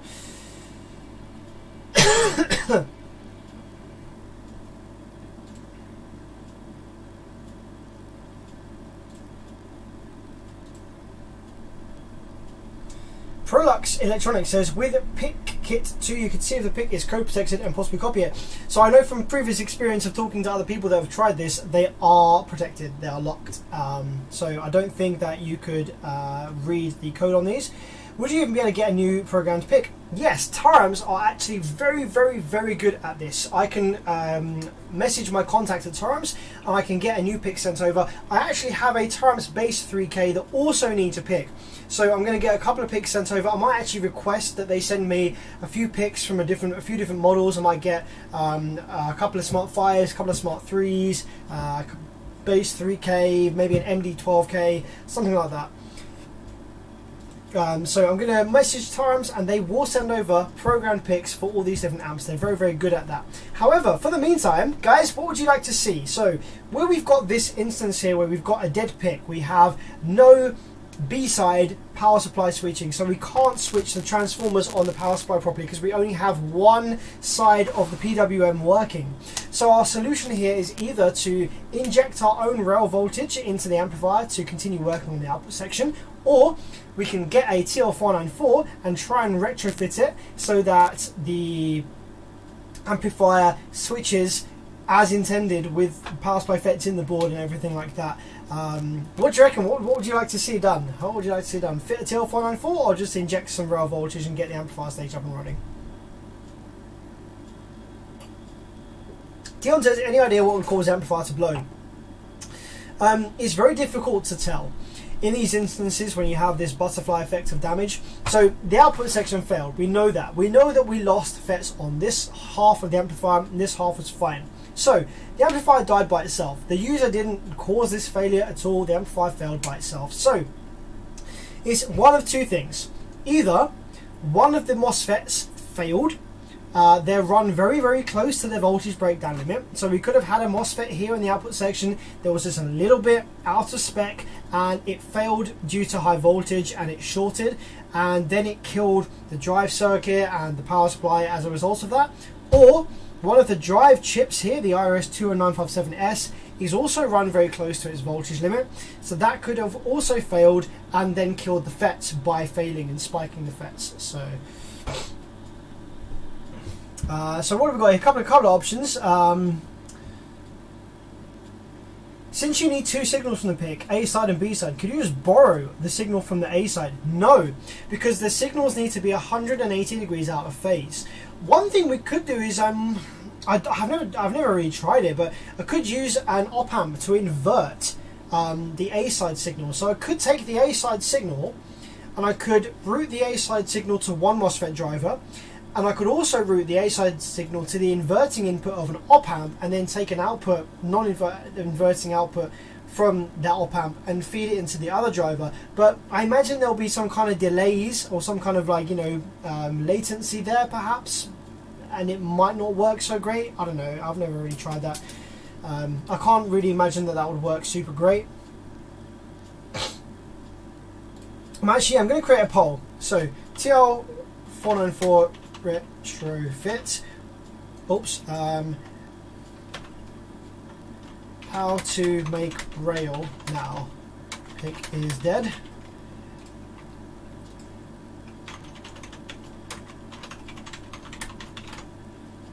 Okay, so guys, get to voting. What we're going to do, we're going to inject our own TL494, set it up, lock it into push-pull mode, and yeah, set our frequency to probably about 25 kilohertz, and get the MOSFETs in the power supply switching that way. Or are we going to inject our own rail voltage? What would you like to see?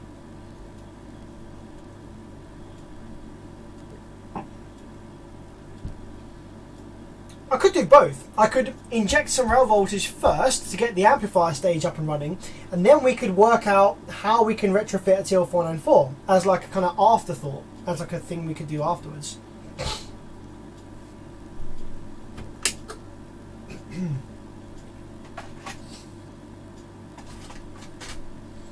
In the meantime, because it doesn't really make any difference, I'm going to fit some fresh power supply drive ICs, and I think that 4427s are going to be compatible here.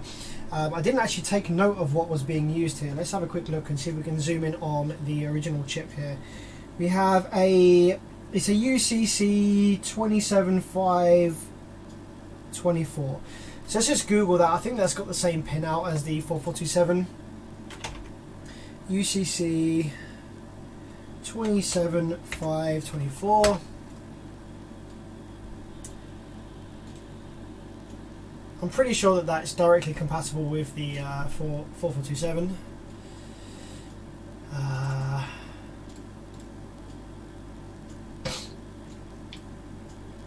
27524. Dual non-inverting inputs. So, okay, this one has enable A and B. Now, are those pins actually used? Oh, no, they're not.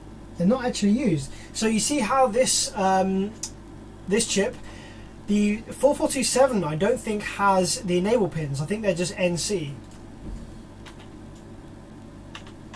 Is it IRS 4427 or is it IR 4427S? Oh no, it is IRS 4427. Was it? It's S. It doesn't make a difference really, but.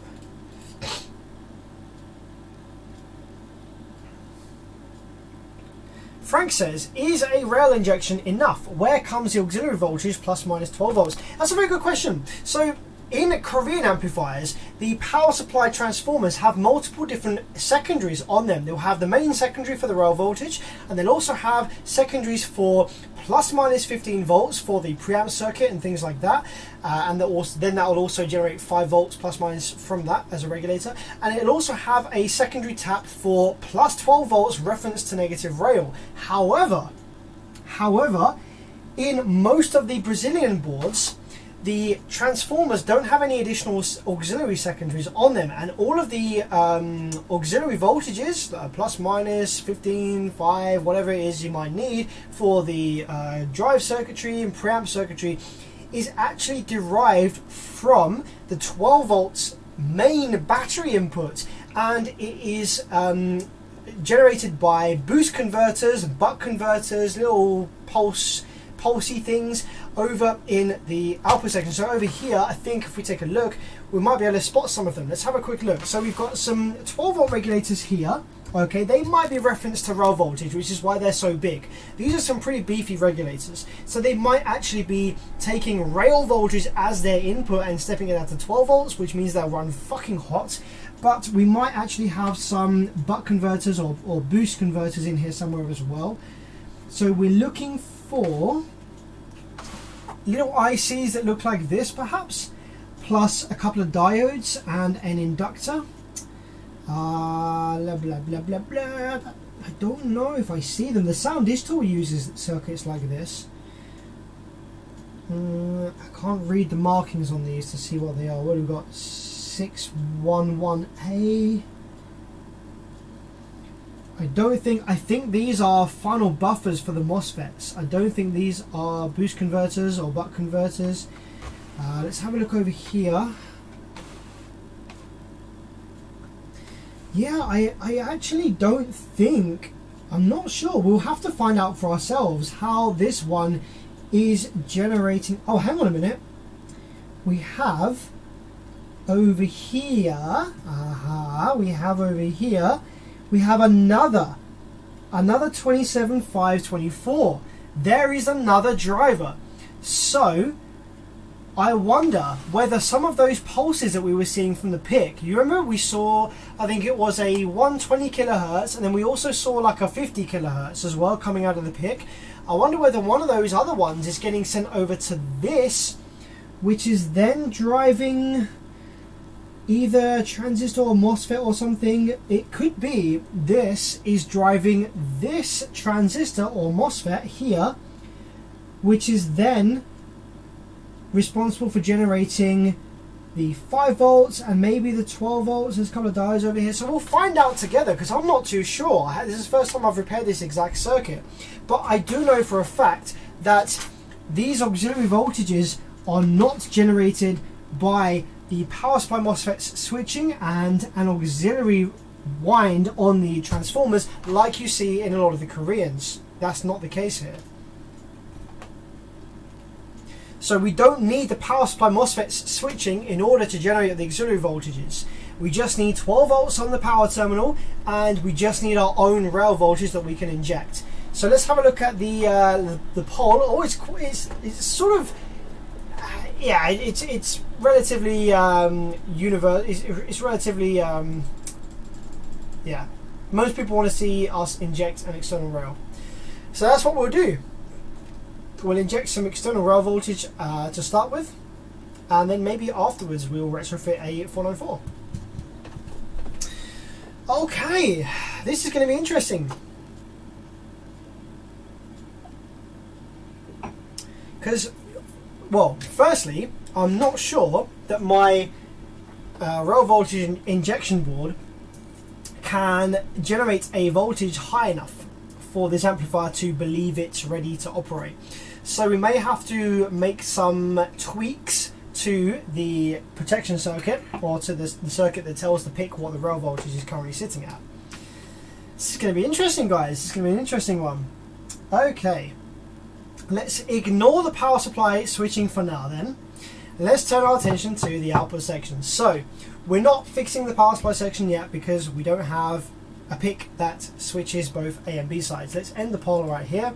So we're going to be injecting our own rail voltage. However, I don't think, let's just have a look then. Let's have a look and see whether these auxiliary voltages are generated by the 12 volts in with some boost converters, or whether it needs the rail voltage present. So 12 volts going on the power terminals. When we hit the remote, let's see what kind of voltages we have over here on the output section and on these voltage regulators. This is going to be fun. So let's first of all take a look at these 12 volt regulators, because these are pretty beefy. So I'm quite thinking these are going to be referenced to rail voltage. So let's hit the remote, get 12 volts in this board. So we have the fans running, The amplifier's probably going through health check and it's deciding, oh hey, there's a problem here. So let's see, what do we have on these? Oh, we do actually have some voltage. Okay, so we have, look at that, we have 21 volts. So yes, we do have some boosting going on here, guys. There is a boost converter in here somewhere. We just got to find it. So we have 21 volts input to this 12 volts regulator. Ground is ground, and the output is 12 volts. So there is a boost converter in here somewhere, and I suspect that it has something to do with this drive IC and this transistor or FET. So do we have? Oh no, maybe not. What is this? What is this driving then? Where's that 21 volts coming from? So we have 21 on there. Okay, there we go. There's our boosting. There's our boost converter. Now, where's that coming from? That's coming from this 27524. Is it coming directly from there? Yeah, I think it is. I think it's this 27524 driver, I think, is being used directly as a boost converter, because we have that going into a diode over here. Okay, where's that getting its DC offset from? So we have this pulse here. Ah, I see. It is. This capacitor has something to do with it. Yes, it does. All right, that's what's happening. So we have a 27524 driver. Okay, that's being fed with pulses from the PIC. There we go. There's our 15 kilohertz from the PIC that we saw earlier. Yeah, and it's jumping around because my scope is telling me that that's low frequency. So we're going to reject high frequency. So we have our 15 kilohertz here coming from the PIC. Okay, the PIC is feeding this driver with 15 kilohertz. This drive IC is then has this on the outputs at a much higher voltage because it's being fed with the 12 volts from the so there we go, got 7.8 volts RMS output from this drive IC. That is then going to this capacitor right here, which is a 47 microfarad 35 volt capacitor, this bad boy right here, which is then on the other side, it's passing those pulses with 12 volts DC offset on the other side, which is causing a boost through this diode, resulting in 21.9 volts on the input to this 12 volt regulator. So there we have a boost converter, and then the 12 volt regulator is then regulating it down to 11.8 volts in this instance. Okay, so there's our first auxiliary voltage supply being generated from our kind of 12 volt supply. All right, so let's take a look at these other ones. We've got a 7805, so that might just be taking the output of the 12 volt regulator. And is it taking? Kind of.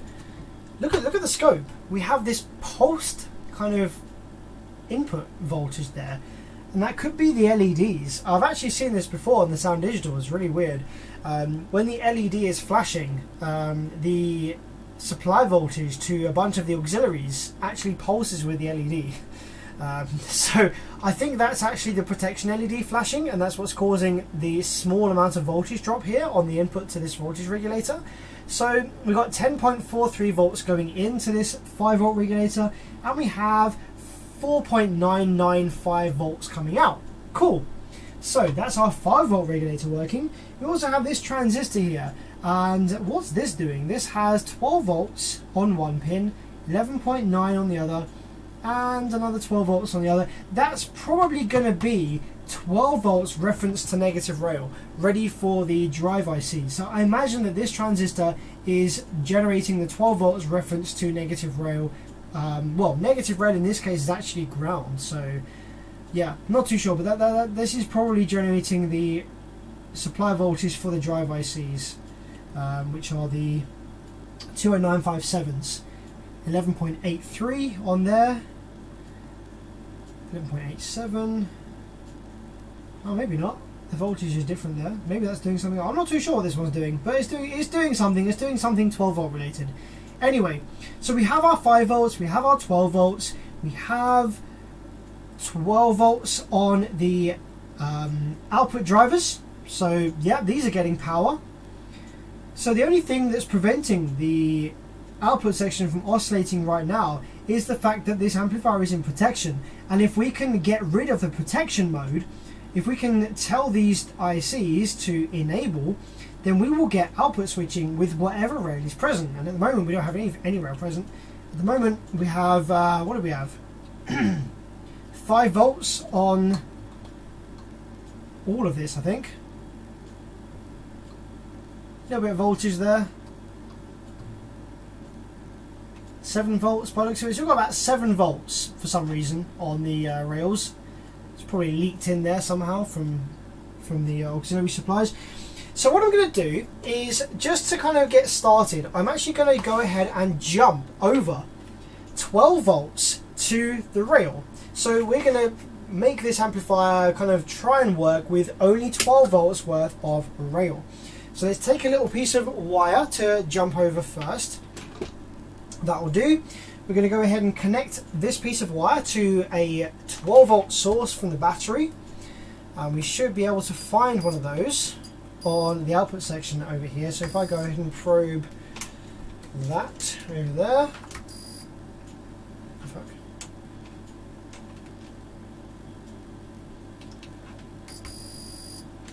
Yeah.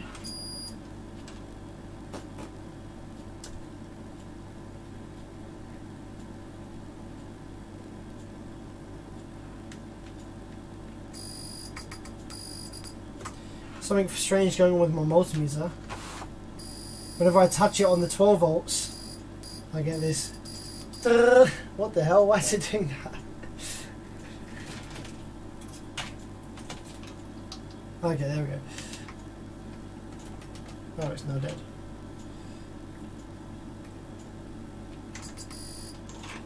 Eh? What's going on?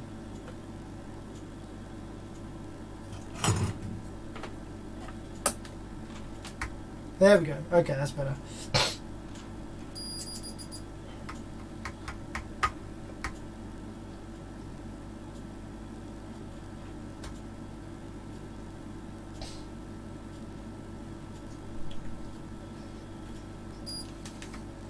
So I should be able to find a source of the 12 volts somewhere in here. Here we go. There is a source of 12 volts, so I just need to connect a wire from here to the high side, which is going to be not this one of these ones over here. So high side over there, so I need to connect that to here, or ideally the rectifier here.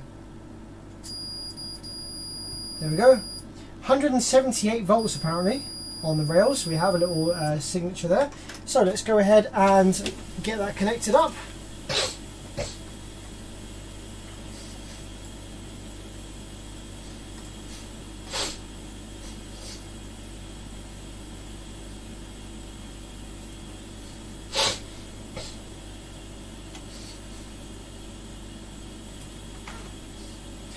So what we're doing now is we're literally just connecting 12 volts to the output side rail. Just as a really easy way to inject a little bit of voltage on there.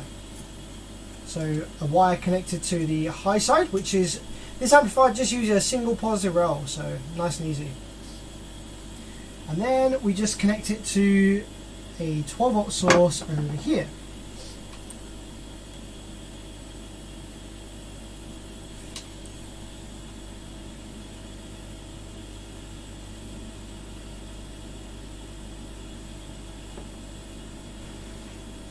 Okay.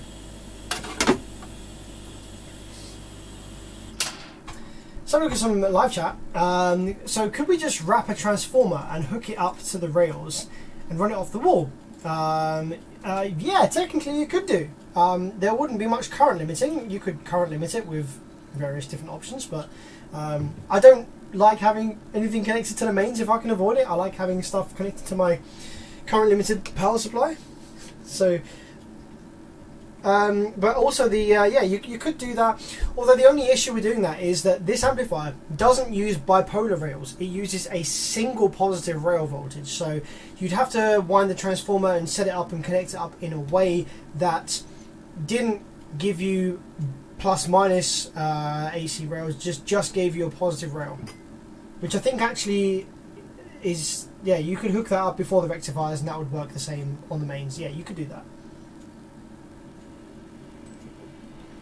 Give me a show of hands. Who's here after the stream dropped out? Look at this. Look at this. Look at this. This is what happens when I have issues with the stream.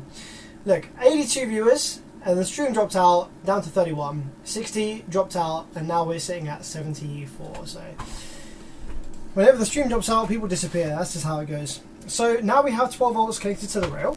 So let's go ahead and power up the supply again and turn on the amplifier. So we have fans come alive.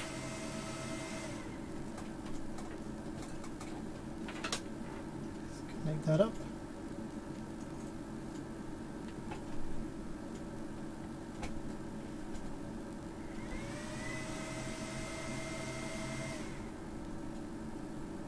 Okay, 11 volts on the drive ICs here.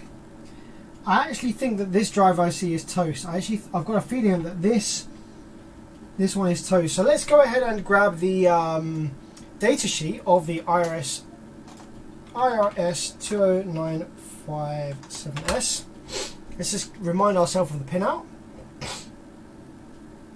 Without Perfect still have a drive signal without rail voltage. Well, that's why we are introducing 12 volts onto the rail so that we have something to switch. So let's take a look. We have VDD on pin 1, and we have shutdown on pin 2. Input is pin 3. VSS pin 4. The overcurrent set, we don't need to worry about that just now. Low output pin 10. High output is pin 14. Okay, so let's just have a look and see whether the amplifier is giving any input pulses to pin 3 just yet. So we have 11.8 volts on that one. Oh no, sorry, pin 3 is this side. Yes, we do. We have some pulses. So the amplifier will actually start to switch. We actually do have some input pulses to the chip. So once the chips are out of shutdown mode, it will start to switch the FETs. However, take a look at this one. Right, so this chip here, this is the side of the amplifier that wasn't damaged. We have pulses, looking quite nice. However, on this chip, which was damaged, this was the damaged side, we have 10.2 volts. So I am going to go ahead and say that that chip is balked, and it is just feeding 12 volts or voltage back to the input pin. So we're going to go ahead and remove this chip because I think it's dead. And we'll replace it and then see if we can get some pulses on the output side. Now we also have what looks like it could be buffers. Here. So let's go ahead and just drain the rails and let's see whether these chips are driving the FETs directly or whether they're buffered.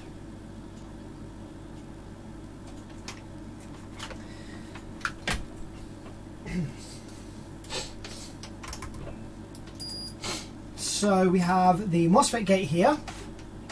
So let's probe the MOSFET gate and let's see whether we have a direct connection to the drive IC. No, we don't. So it's going to be buffered. So where are the buffers? Here we go. Here's the buffers. Okay. So yeah, we have buffered output. So let's check the buffers on this side then. So we have the gate of the MOSFET here. We want to make sure that we don't have shorted buffers over here. So buffer input, so this one is here through the gate resistor. We have two pins there connected together. Okay, that's not a good sign. Is that the case on the other side, the good side of the amplifier? Are those pins connected together? Oh, they are. They are connected together. Okay, so the buffers might be okay. Alright, okay.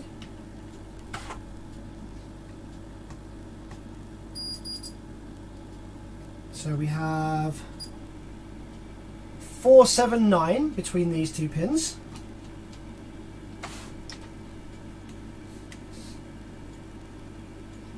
Where do you get your test tone from? A computer? I have a signal generator that generates all kinds of pulses, tones and stuff. So yeah. Okay, so this one we have 847 that way round, and we have 470 that way round. So let's check what it is on this side, because I think this side might be balked.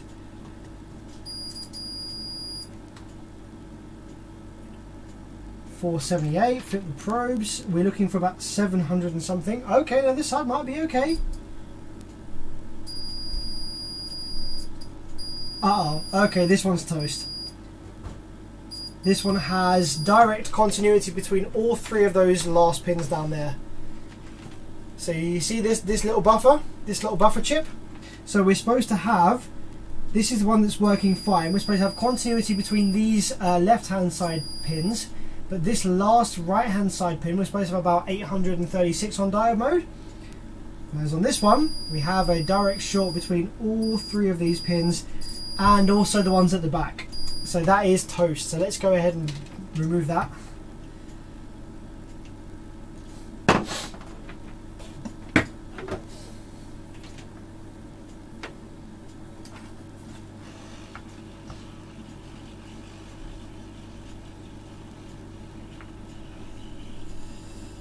Get that out of here. Now I think that's going to be the same chips that the Sound Digital use, but we might need to look at this under a microscope to get a readout of what that is. So I'm going to put that down to one side. We're going to look at that under the microscope to see what the markings are on it, to make sure we replace it with something that works.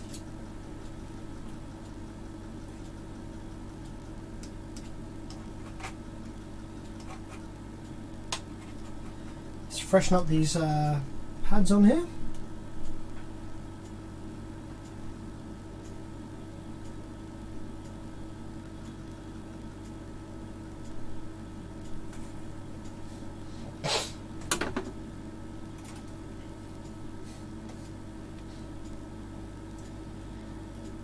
Okay, so we also have this resistor that's blown open to deal with.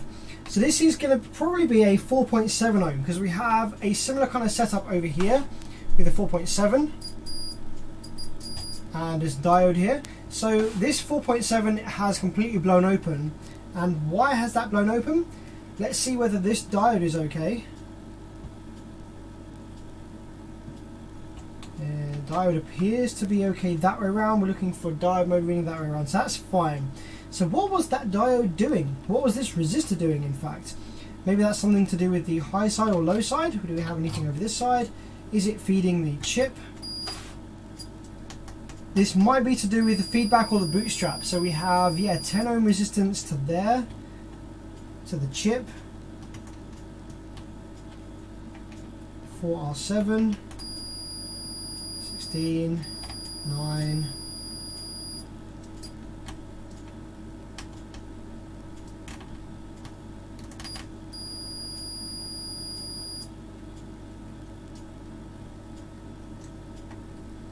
There might be something to do with the high side bootstrap. So we're going to go ahead and replace that resistor and see what happens. And we're also going to go ahead and replace the drive IC on that side, the 20957S, because that's probably toast. Although let's see now after removing the buffer whether that input DC has disappeared. So the input was pin 3.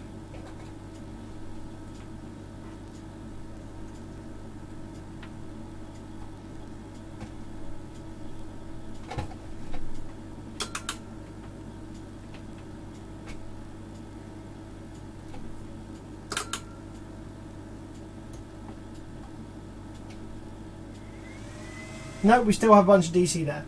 So that's probably balked. Okay, so we're going to go ahead and load up a bunch of flux on this one and also on this resistor.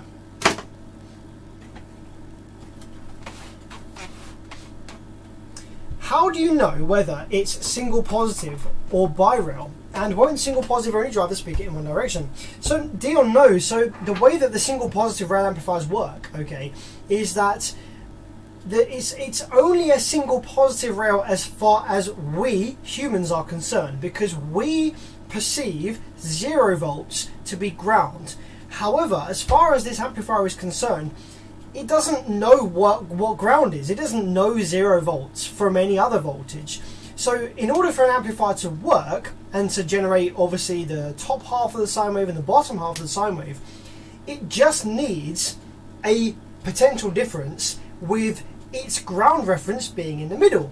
So with amplifiers that have a single positive rail voltage of, in this case, 178 volts plus 178 volts,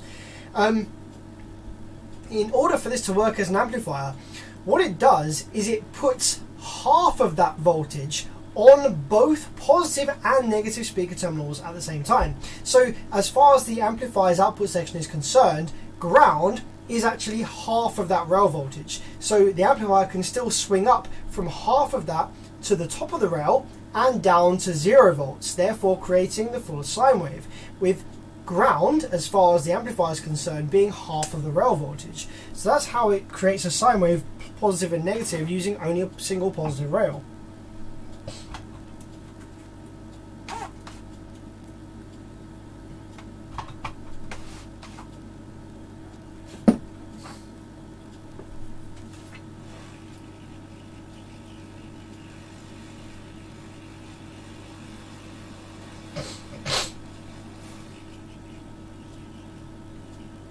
So let's get this RS20957S out of here,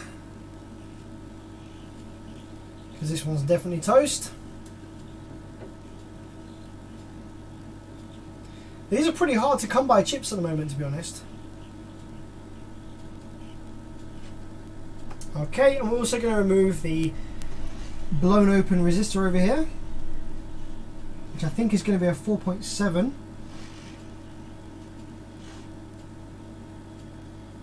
Yep, looks like a 4.7 to me.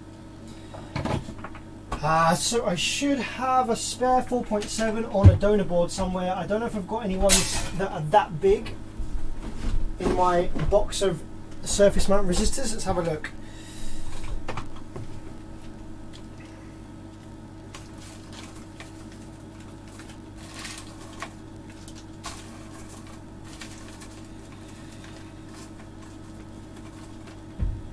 They're 470, they're 47 ohms.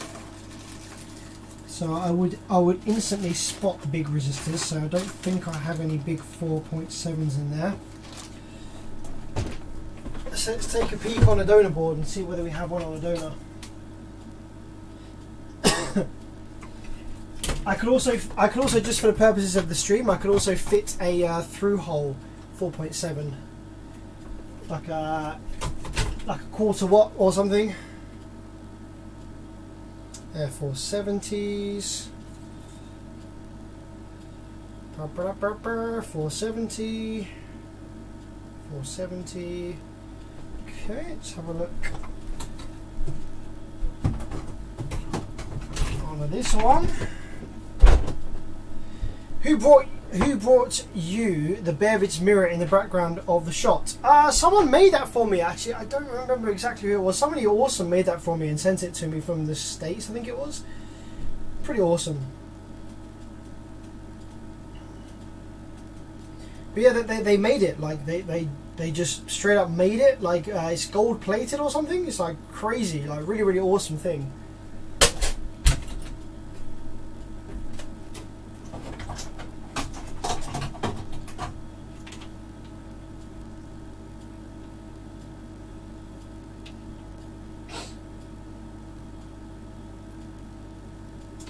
There's a 4.7 ohm on this board, but it's a bit smaller than I think the one that I need. Unless it's not, unless it's... Oh no, maybe it is actually the right size. Okay, cool. I think I found one.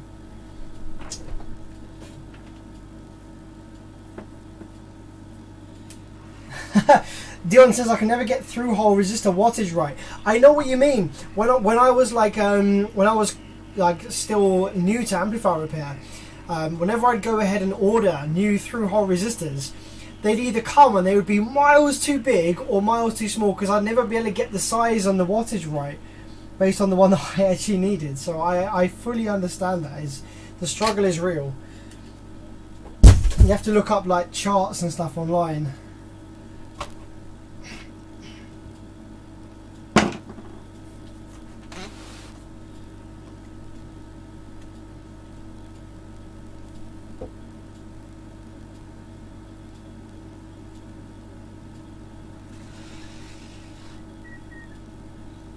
Yeah, perfect size. Nice. That was very handy. 4.7 ohm. That's in there, nice and toasty. Okay, so let's just take a quick visual inspection and make sure that we don't have any other resistors that feed any of these drive ICs with like supply voltage or anything like that. There might be 10 ohms that are in series with some of these, for example, that we want to make sure isn't open or burned. So just a quick visual inspection to make sure that we're all good. Because yeah, any resistors that are like 10 ohms will be visibly burned if they're bad. Generally, I think we're alright. I think we're okay. Oh wait, there's a 4.7 here that looks a bit dodgy. See that one there? That one doesn't look too happy, does it? Let's just have a read with our multimeter. What's that one actually measuring? I'm going to replace it anyway because it does look a bit burnt. 4.9. I'm going to replace it anyway, seeing as I have some here, because it is burned.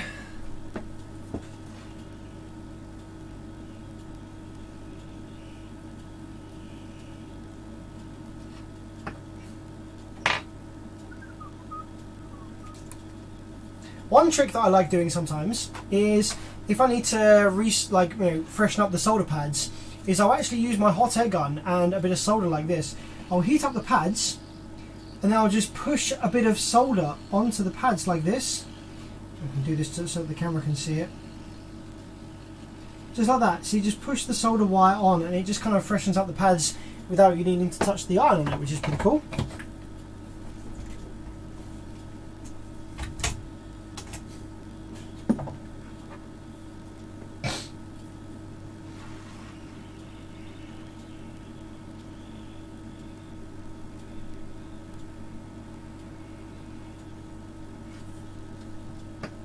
Stealing another 4.7 from this board. A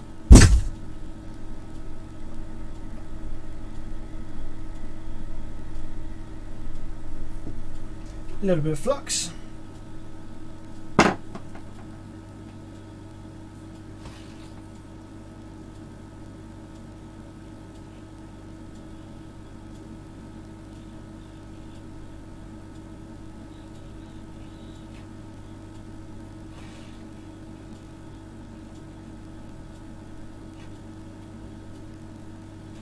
I don't like how this resistor is like sitting. It's like sitting slightly raised unless I push it down quite considerably. I might have to get the iron on this one just to kind of go over the edges a little bit.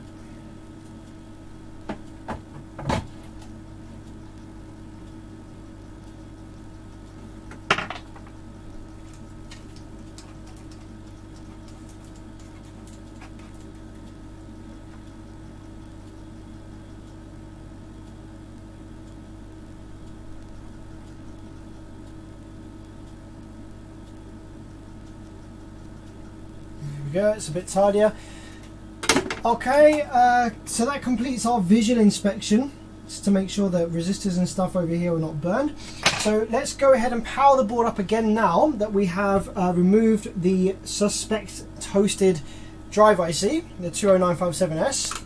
And let's just make sure that we now have pulses on pin 3, which is the input here. Yep, there we go.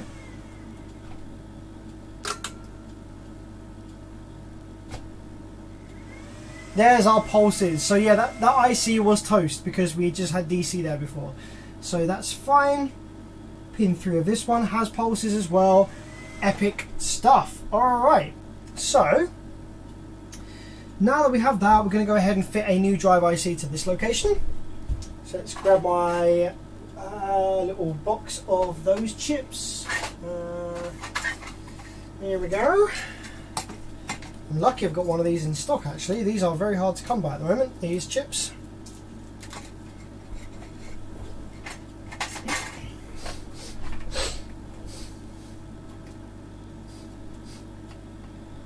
So a new chip on there, bit of fresh flux.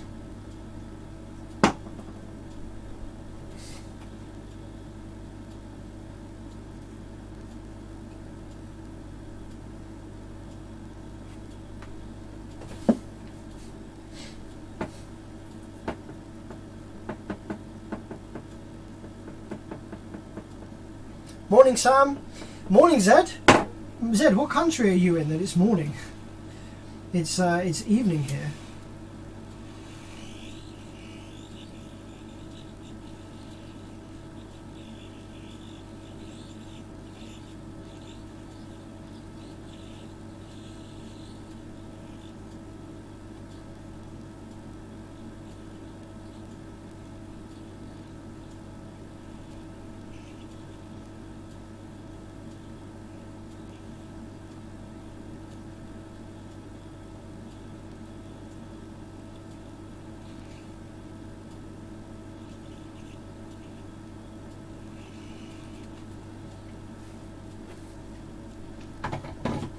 It's a little bit crooked, isn't it? I'm not happy with that.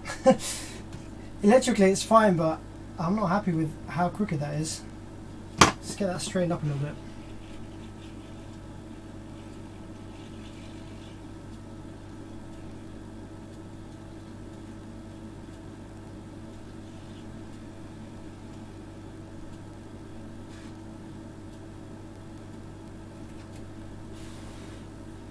There you go, that'll do. That'll do for now.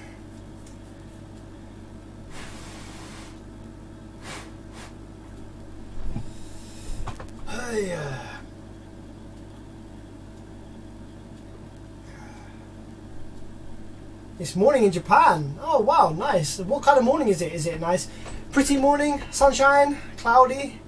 Is it hot? Cold?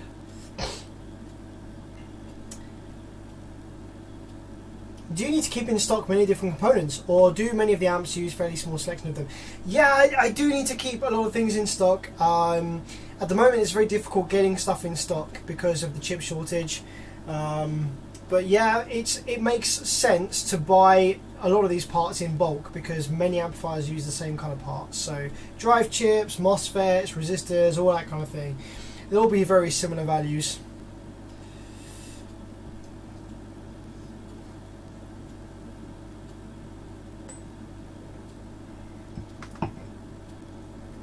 I'm in Finland. My friends tell me it's 35. Oh, you're in Finland, so it's hard to tell. My friends tell me it has been 35 degrees daily, so pretty hot. Wow, 35 is very hot. And I think in Japan, I think it gets very humid, very heavy, kind of sweaty, sticky heat as well. So yeah, that must be pretty intense. Okay, so that's the new drive IC fitted. However, we have a buffer chip still missing, and I'm going to go ahead and take my microscope here and have a look and see what the markings are on it. I imagine that a 3005 from the Sound Digital amplifiers will be compatible and work fine, but let's just drop it under the microscope, get the readings, get the markings, and then figure out exactly what it is. Hat cam. Is my hat cam working? It has frozen. So let's just go ahead and reactivate that.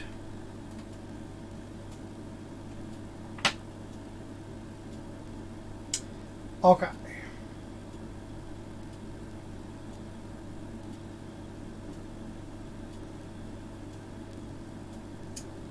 So that says 511A. Okay, so what we're going to do is probably Google 511A MOSFET driver, because that's what this is. This is a MOSFET driver. See if we get any results on that. If we don't, then I will go ahead and compare the pinout of that with the 3005 driver that the Sound Digitals use, that I have a bunch of in stock. Because that will probably be compatible, I imagine. So let's just go ahead and Google, what was it, 511 MOSFET driver. So that looks like it might be, well, that's the right package for a start. Let's go ahead and open a couple of these links. LM5111, I don't think that's going to be it. Ah, here we go, UCC 27511, that's more likely to be it. Let's also open this link just because it's the correct package, although it's not actually the correct package because that is the SOT235. We need the SOT236, 6, so that's not actually the correct one.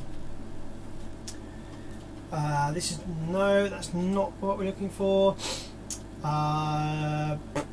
What package is this? SOIC MSOP power pad. What does that look like? Is that the package that I'm dealing with? Maybe? No, that looks like that. That's not quite the package that we're dealing with. But we have pinout wise. Actually, no, the package that I have is a 6-pin package, so that's definitely not it. Let's have a look at this one. Here we go. This is a 6-pin package. So we have UCC 27511A. That's most likely to be what we're dealing with here, actually. We have the pinout of this one is. Do we have a marking for pin 1? Yeah, we do. So pin 1 is VDD. Out, high and low output is on this one connected together to the gate. Now that would actually tally up with what we're seeing here with pin 2 and 3 connected together on the board.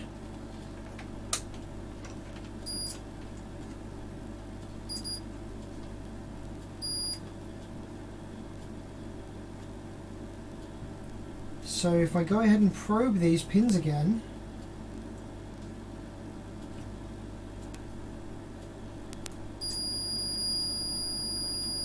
it seems that these pins are actually connected internally and not externally, because we don't have that short on the board there, but we do have it on the chips themselves. Okay. So 2 and 3 is output, pin 1 is VDD, pin 6 is the input. So if we go ahead, pin 6 and pin 5 are in plus and in minus. Okay. It's a weird choice of chip to use here, weird choice of buffer if it is this. So pin 4 and 5 might be connected together if this is working in a non-inverted operation mode. So let's just go ahead and have a look at what we have here. So 1, 2, 3, 4. So pin 4 is over here on this side. So 4 and 5 theoretically may be connected together. Yes, they are. Okay, so this is probably what we're dealing with then. We're probably dealing with a UCC 27511A. Pin 6 is supposedly input, so if we probe pin 6, we should have continuity from pin 6 to the MOSFET driver, the drive IC here, maybe through a resistor perhaps? It goes all the way over here. What are you connected to? I can see a trace that goes from pin 6 through here, it goes up here.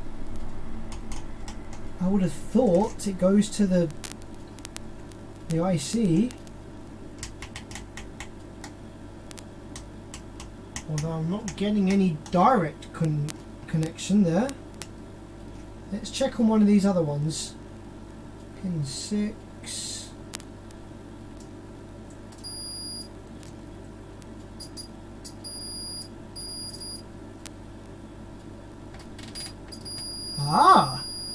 Hang on a minute. On the good side, we have a direct connection between. Oh, hang on a minute. What's going on over here?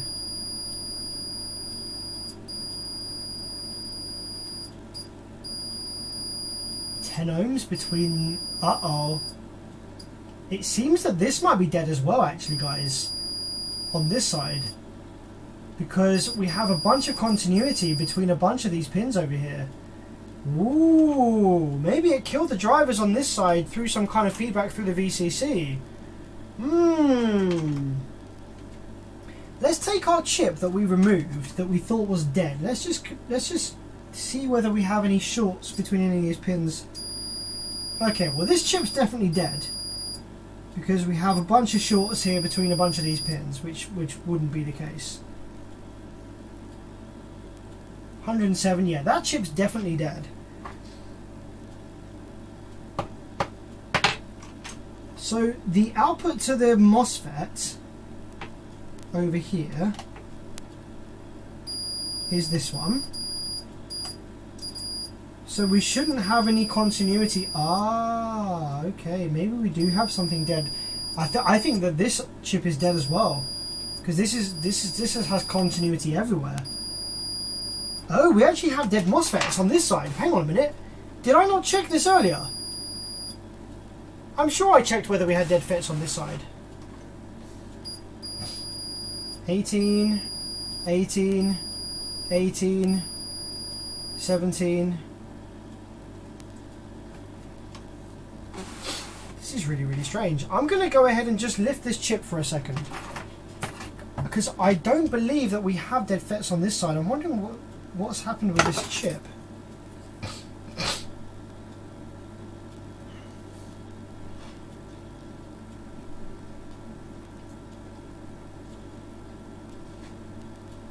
So with that chip off, do the FETs still have low resistance? No, they don't. What is going on? So none of the FETs on this side are toast, but... Wait, neither's this chip? What's going on? Where's our continuity gone? Oh, it's on the board.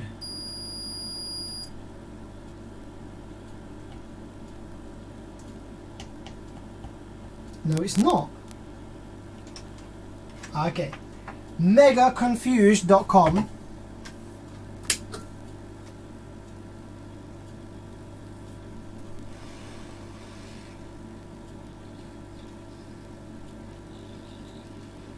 Let's put that back.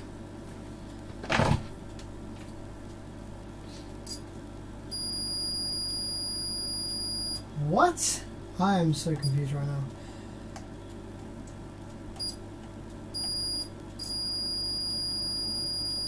When we put the chip on, we have super low resistance between these. Okay, whatever. Let's just turn our attention to this chip up here. I think there's something funky going with the multimeter, or with the way that the amp's connected to the power supply or something. We're getting inconsistent readings. So let's just take a look at this chip. Now, the chips that I have for the sound digital boards are, what are they? 3005 MOSFET driver, I think it is. Can't remember the exact model number. Here we go. This is what I have for all the sound digitals. So this is actually different to what we're reading here. This one has VCC in VE, sync and source do not connect, which is very different to what we think we have on this Taramps. So I might not even be able to get the output section up and running just now, because I don't think I have any of these exact buffers here. Okay. So pin 6 is input. And on this one, pin 2 is input. So yeah, they are different.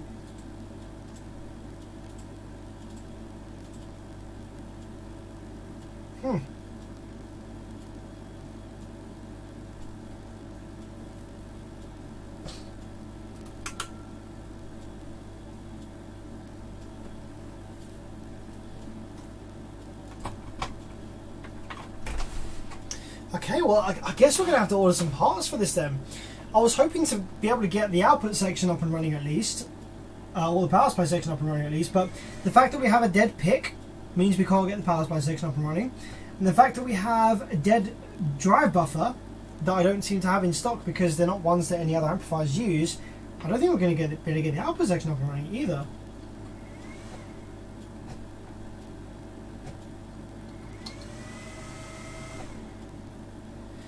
Maybe I can get half of the output section up and running just by disabling the protection, the shutdown, on one of these drivers. So if we take a look, we have the enable pin over here, which is currently at 0.7 volts. I wonder if I disable that we can get it up and running. The shutdown pin of this chip is CSD is pin 2. So let's take a look at pin 2. pin 2 on these chips is currently ground. So if we take a look at the data sheet, what does pin 2 need to be in order for this chip to come alive? It might need to be VCC or some kind of voltage above. Let's have a look. CSD shutdown release 0.62, so shutdown release threshold, self reset 0.2. So I think it might need to be up towards VDD in order for the chip to enable. Let's have a look at the graphs because that will tell us. Comp CSD high low. Okay, so when CSD is low,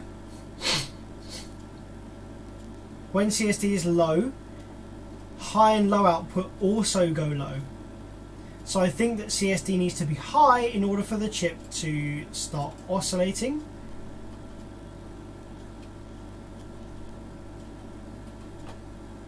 So let's see whether we can force CSD on pin 2 to go high.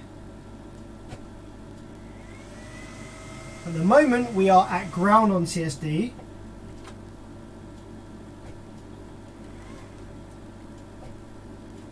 And let's see if we can find out where that is connected to force at least half of this amplifier to come to life.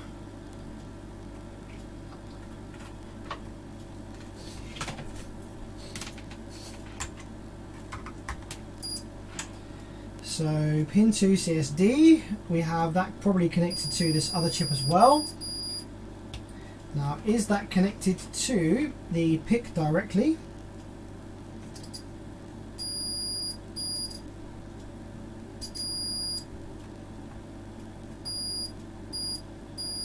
Oh, it's connected to ground. What? Nani?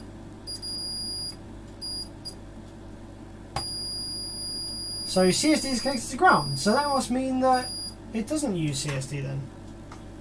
Ground must be active, so why is the chip not working then? How does the amplifier tell the chip to turn on and off then? If pin 2 CSD is grounded.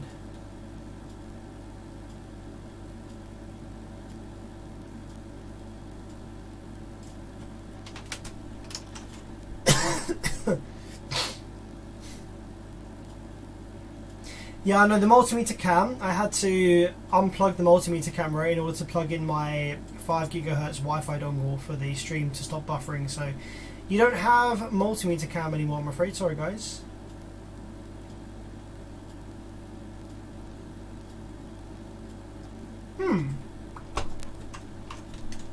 Okay.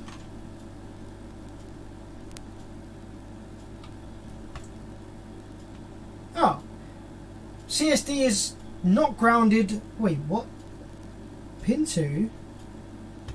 Oh, okay. I think I was misreading this trace. Or something. Okay, it's not grounded. Okay. I'm not sure what's going on with my multimeter recently, but it is playing up. So, okay. That's not grounded. So, CSD... Does that go to the PIC? Does that go directly anywhere? Let's have a look. See where it goes. So it shares continuity with the other chip. So CSD's shared there. Let's see if we can find where it goes. I can't see a visible trace really.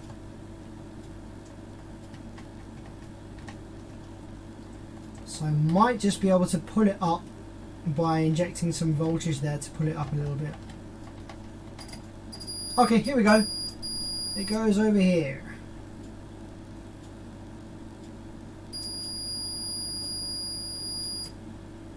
To R2 and Q3 by the looks of it.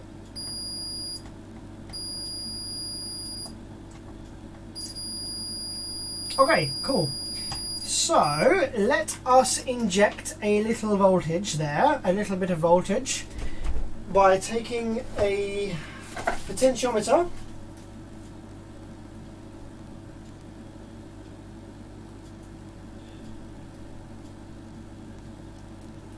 like this, and by injecting some voltage reference to VDD. So VDD is pin number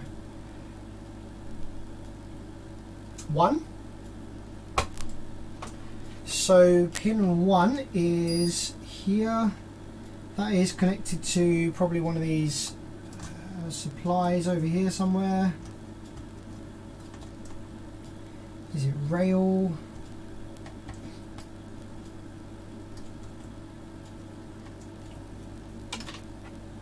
Let's just solder it to VDD pin, because that's what it's referenced to, isn't it? Well, I could just fuck it. Let's just solder it to 12 volts.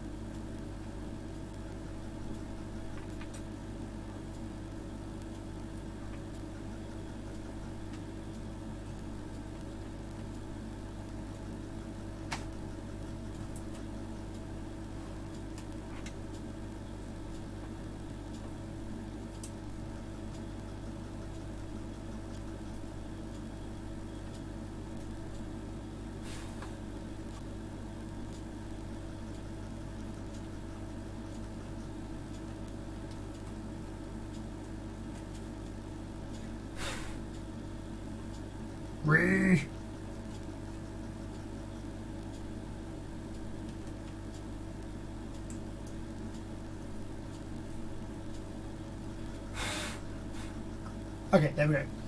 So we have 12 volts there. I'm going to connect this other side to CSD, and we're going to increase the voltage through the potentiometer until the chip activates.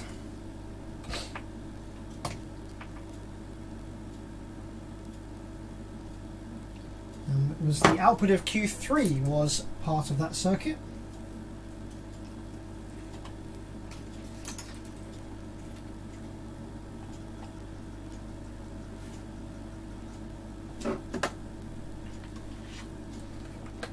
So let's just confirm the resistance across that potentiometer.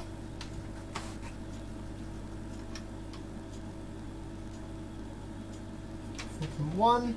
I'm going to start off with a super nice high resistance, and then we're going to decrease it slowly until we get activation on the chip. Okay.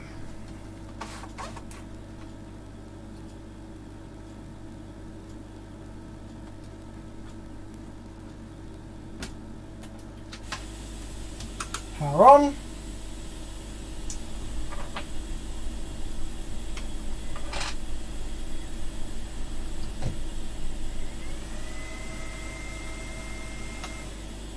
Okay, so we should have input to pin 3. Yes, we do. Pin 2 is the CSD, which is low at the moment. So if I decrease the resistor,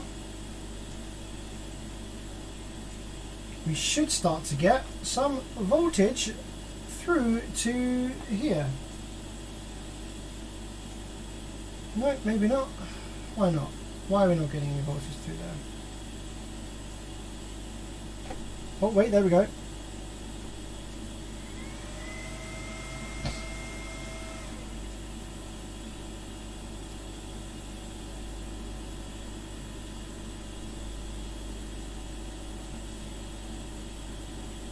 Ta-da! There we go. As suspected, CSD will give us our switching. So yes, this half of the amplifier is now working. However, the other half isn't, because it is missing its MOSFETs, of course.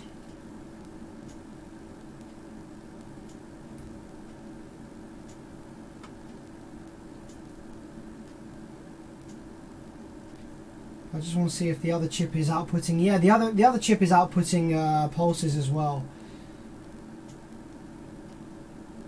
Yep, they're making their way to the drive buffer.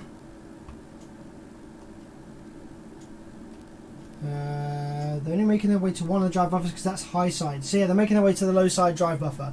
So yeah, that is working fine now. One half of the amplifier is working fine at least. So there we go, we have output switching, yay!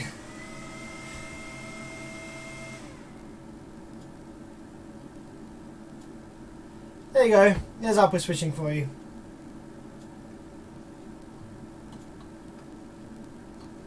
And we could technically get audio from that, but we would need a ground reference that's mid-rail, which I don't know if we could connect to. So there you go. There's some output switching for you. That's the best we can do with this amplifier at the moment, until we order new drive buffers for this side and we get a new pick from Taramps directly. So yeah, I was really hoping I was hoping that I would have everything in stock with this amplifier to get it up and running for you this evening, but it looks like we're gonna have to order some parts, guys, unfortunately. Let's just remove this potentiometer.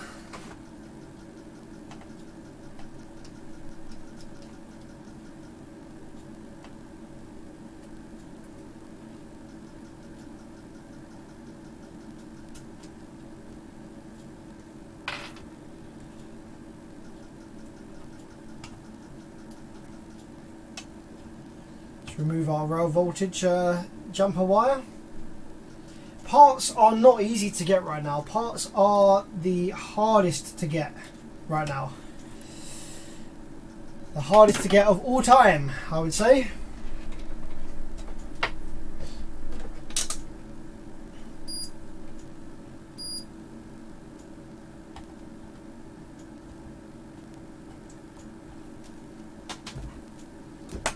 Cool, let's just make sure that that didn't kill anything while we were messing around with that. Let's just make sure that CSD is still nice and low as we power on. Yep, okay, that hasn't killed anything, that's cool. So we did see output switching, so we know that one half of the amplifier is fine. We know that the other half of the amplifier is going to be fine because we saw the low side switching, we saw the low side output from the IRS20957S, but we don't have buffers in there, we don't have MOSFETs in there because we can't get the chips. So yeah, we're going to need new pick and new drive buffer for this. Maybe I can look at something else for you guys this evening instead then. While we, you know, what was that? So 11 PM. Maybe we could call it at that, to be honest. I'll do some Q&A. Let's just have a chat for a bit. Let's have a chat for a bit to turn all that stuff off. Have you ever tried? I haven't tried any other soldering iron other than the one that I've got, which is an AOUA. That's the only one that I've ever used because it just, I don't know, just works. Never broke, so never replaced it.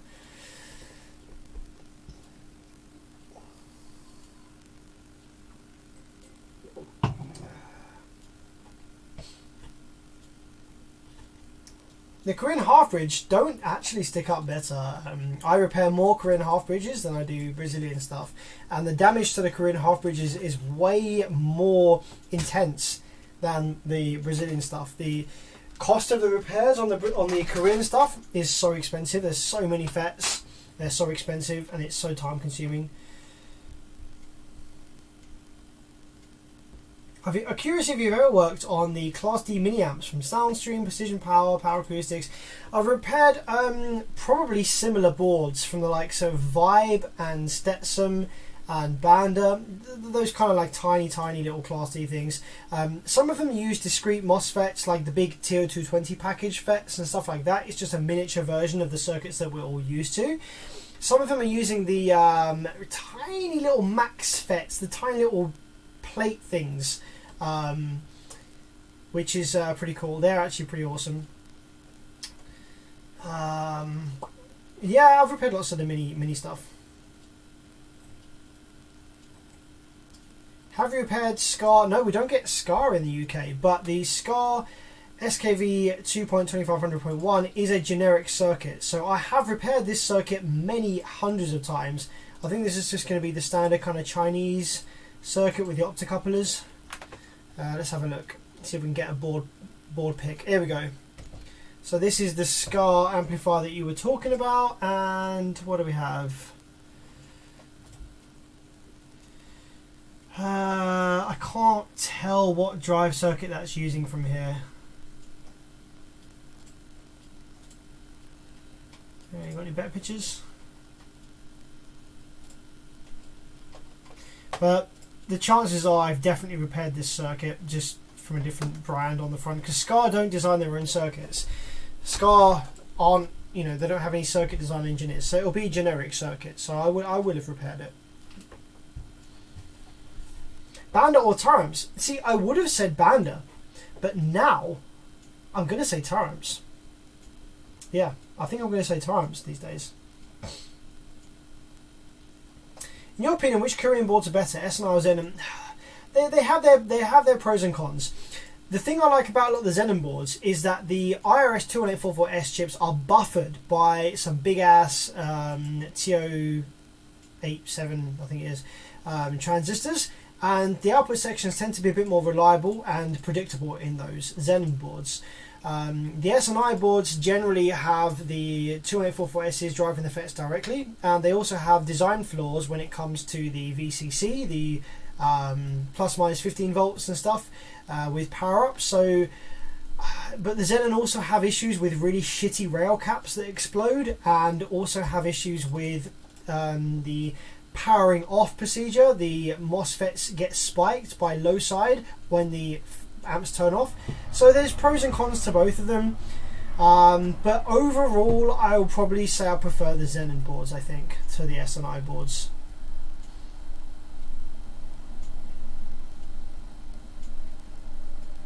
But there are pros and cons to both of them for sure.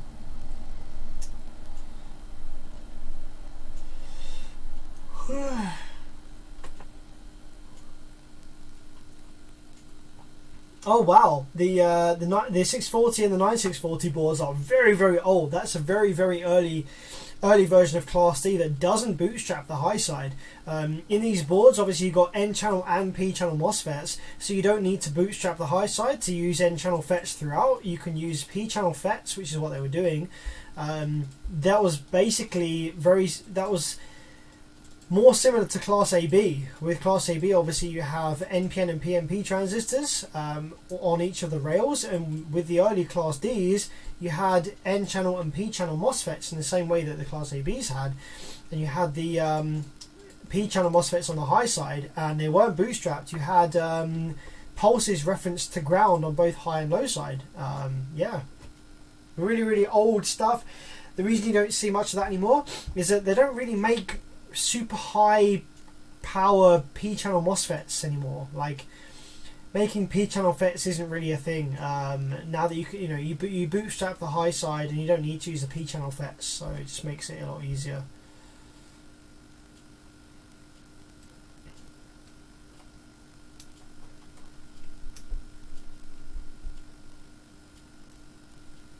The new SNI uses a single... Yes, the new SNI does use a different circuit now. The SNI circuits that they're releasing now, like for the likes of the Sundown Salt series, the Digital Designs, the new M series, the M8000 for example, and also the new Wolfram, the Wolfram guy who's now released, what's it called? Not Pulse. I can't remember what the freaking brand's called. The new brand that he's released. But those are all the SNI boards with a single 2184 driver, and I think they're using the MIC. Oh fuck! I can't. 44. The 20220 package 5-pin drivers. MIC. What is it? MIC 4452. There we go. Yeah, so those SNI boards are using a single 2184 chip, which is then buffered by a bunch of the TC 4452s or MIC 4452s, and yeah, there's not a bunch of issues with those circuits really. Actually in the smaller boards, in the smaller ones, the 2184 drives the FETs directly, and it runs quite hot. It runs at about 65 to 70 degrees Celsius at idle on the bench, which is quite hot, and I actually mentioned that in the review that I did of the Digital Designs M series. But the larger ones is buffered by the 4452s, and the chip runs cooler, and it's all good. They're fine.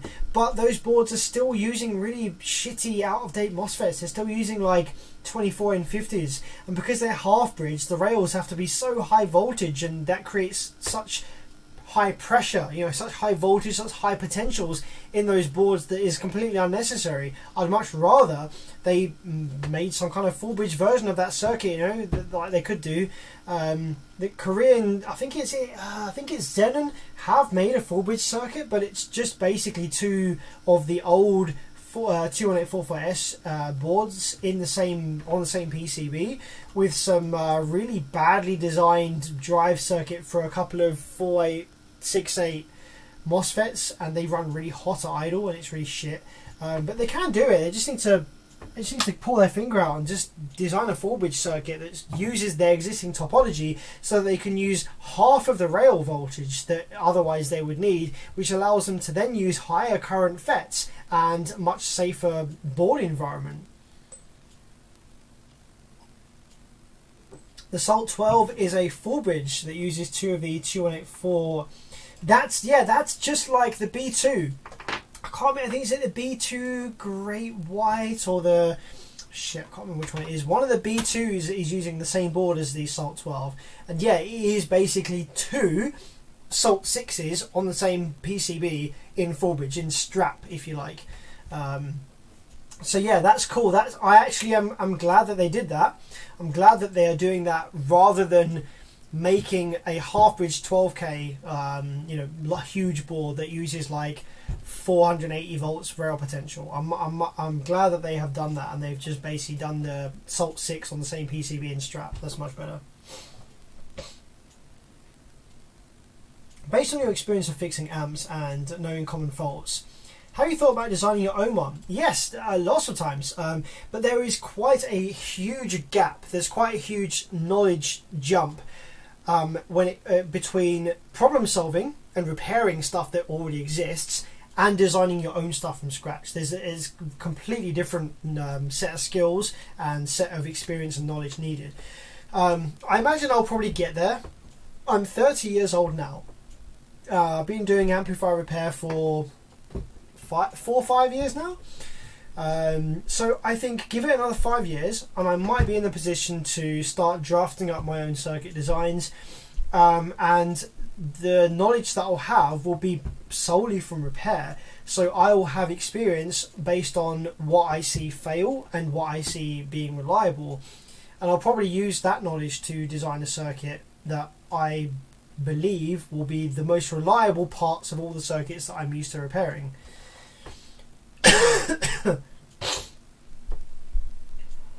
So yeah, it definitely has crossed my mind, and one of the things that I want to make sure that I do when I design my own amplifier is I want to make it very repairable. I want to be able to potentially offer amplifier recone kits, in a sense, in the same way that you can buy recone kits for like the Orion HCCA where you just bolt it in.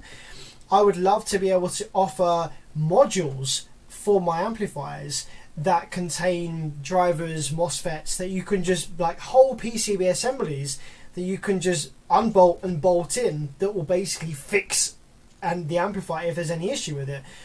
But I would like to try and design the amplifier to a point where it's almost impossible to kill it.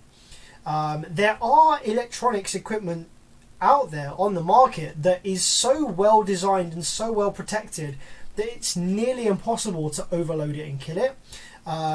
Server power supplies come to mind, like proper high-end server grade equipment, supplies, military stuff, electric vehicle stuff maybe, but there are definitely circuits and stuff out there, and even some PA amplifiers that are designed to such a level of protection and foresight that it's very, very difficult to kill them. Even wiring stuff backwards, or shorting out the speaker wires while you're full tilt, or just all sorts of different instances that would usually cause damage, have circuits and protection there to prevent damage in that instance. So I'd like to be able to try and implement a lot of that if I can, to try and make these amplifiers nearly bulletproof, so you really can't kill them. But I don't know how practical that will be, to be honest.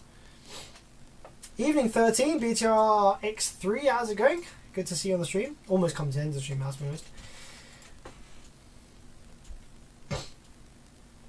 Paros are very nice. Yes, Paros I always rate highly, not only because their circuit design is very sensible and very solid, but also the repairability of Paros is absolutely fantastic. They've really thought about the methodology of how an amplifier would be repaired, and I talk about that in my Paros video that I made. I go through all the little things that they put on the board that will allow a technician to repair them really easily. It's freaking awesome.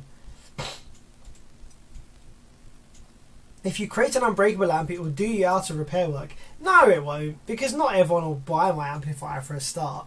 And if everyone buys my amplifier, I won't have to repair any of them because I'll be living off the sales of the amplifier. So I'm not too worried about doing myself out of work from creating an unbreakable amplifier. I don't even think that that thing exists anyway. If an unbreakable amplifier did exist, then companies like, I don't know, Crown, for example, will have maybe already made something like that. But at the end of the day, you can't predict every failure mode. You're going to have times when you might have accounted for every single type of external failure that might occur, like every single type of user error that might happen that would kill the amplifier. But you can't get past a drive chip like just failing by itself. Like, how are you going to prepare and prevent against something like that? You can't. Like, it's going to happen. Electronic components are going to fail, unless you're using an amplifier from the 1970s, in which case it lives forever. I mean, my Technics SUV amplifiers just refuse to ever die, regardless of what I do to them and how long I use them for. So I don't know.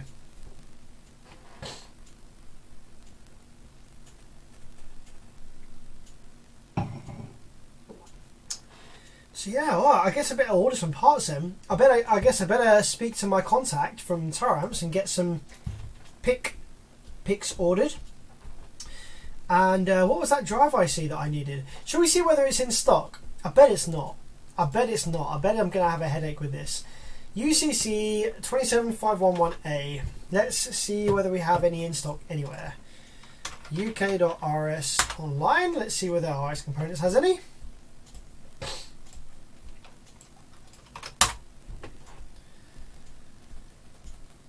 No results found. UCC. Oh, okay, just slightly different variant. Let's just search for that instead. There we go. So what do we have? I don't want 250 of them, but I'll take 5 of them. That's fine. Let's see what they're in stock. U.A.file now.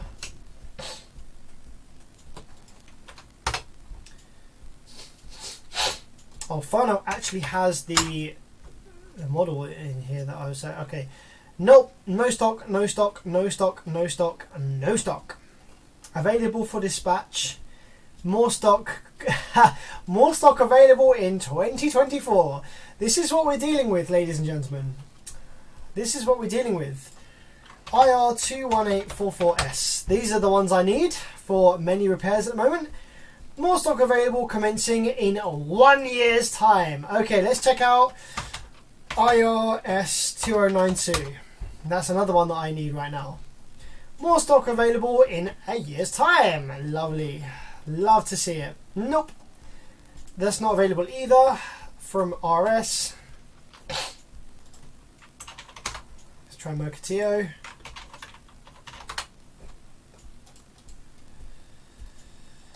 Yes. Fuck, man.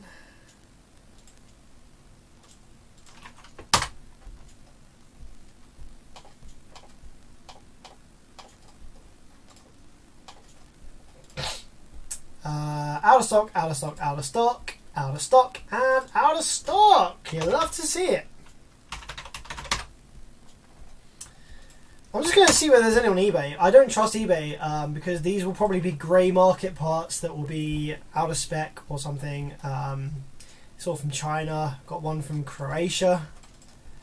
China. So the ones from China will probably be grey market, out of spec parts that are failed batches. So you should never buy these. I don't think I can buy these at the moment, guys.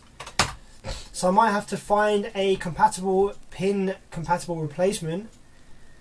Mouser, do they have any? DigiKey, do they have any?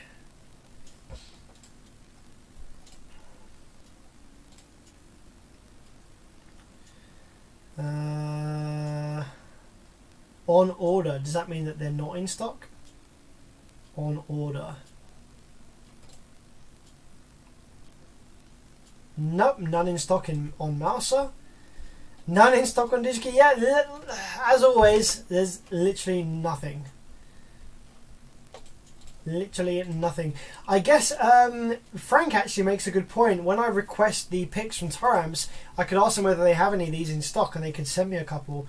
That might actually be a good shout, because they likely have stock of these. Obviously, if they're building these amplifiers, because they have their own factory in Brazil, which is fantastic. So I might actually be able to get some of these directly from Taramps, which would be great if I can. But let's just see whether we have any pin compatible replacements, because that'd be really interesting. Let's get what package are these again? Package is, what are these? What is the actual package name of these? Is it SOT 236?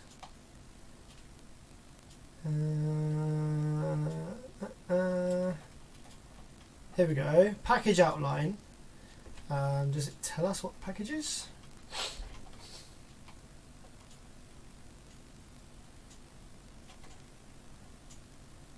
SOT23. Okay, so it is SOT23 based. So, okay, let's have a look on RS and let's see whether we can find a pin compatible replacement. So let's go back to the pin out of this. There it is. So this is a inverting and non-inverting.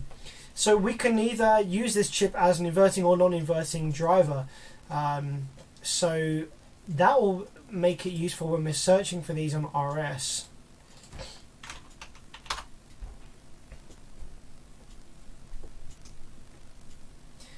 Big Z ME, did you see my question? No, I didn't. Let's have a look. Where are you?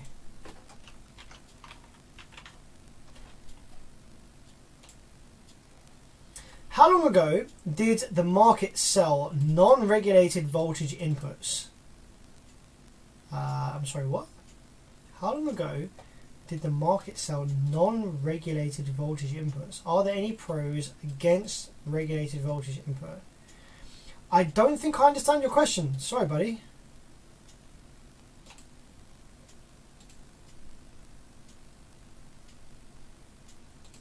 Do you mean regulated power supply circuits in the amplifiers?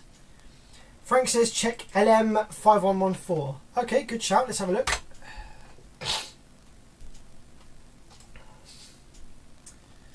That could be pin compatible because it has the same marking. So we have, oh yeah, this looks like it might be okay. Input pin 6, in B. Oh, here we go. Yeah, in B. Yeah. This looks like it could be pin compatible. VSS, VDD, PLL. Yeah, that is pin compatible. Good shout, Frank. Okay, let's have a look. See whether any of those in stock.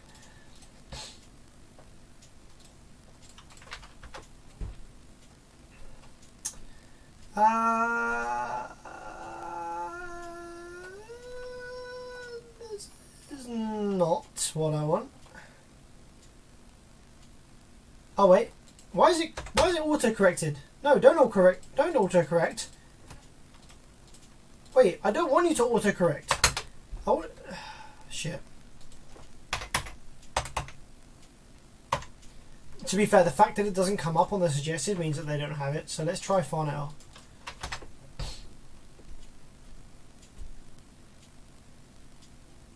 Okay, Farnell. No, out of stock. Poop. Okay. Let's go to RS. Okay, let's just have a look at gate drivers, I think, which is going to be this UCC. What was it? What was the one that I have? UCC 27 5 11. So this is in gate drivers. Okay, so let's go gate drivers, and let's search by Mounting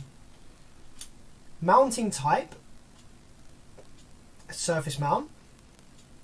Pin count 6. That will filter out quite a lot. Mounting type, surface mount. Yeah, they're all surface mount anyway. Or they supposedly are. Package type. Let's just apply filters for now. Here we go. Most of these look like they're going to fit, because there might be various different package names, but they're all actually going to fit on the board. So here we go. See, this is SOT26. This is SOT23. So these are both going to fit fine.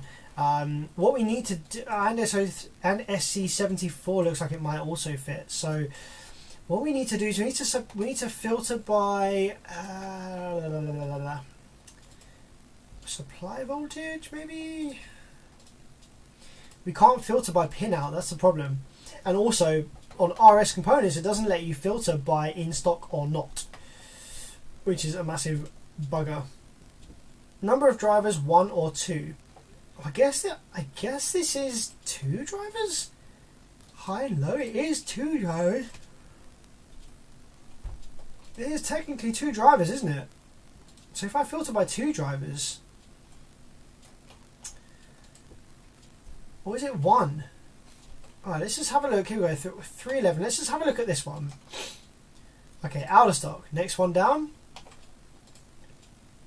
Out of stock. Next one down. Now, there's no point checking the data sheets for these if they're out of stock. Out of stock. Out of stock. Not in stock either. Out of stock. That's one thing about the RS Components website that is so shit, is that you can't filter by whether it's in stock or not. Whereas the Farnell one you can. So let's go to Farnell instead. Gate drivers. Gate drivers, filter by pin. Alright, here we go. Filter by in stock and filter by no delivery surcharge, because screw that. Now let's see, do we have pin count on this one? Here we go. 6 pins, yep, 17 parts. Okay, that's fine. 17's not that many to... Mouser has them. Okay, Mouser has them. That's cool. If Mouser has them, then we might be able to order from Mouser, but Mouser usually has really, really high shipping to the UK.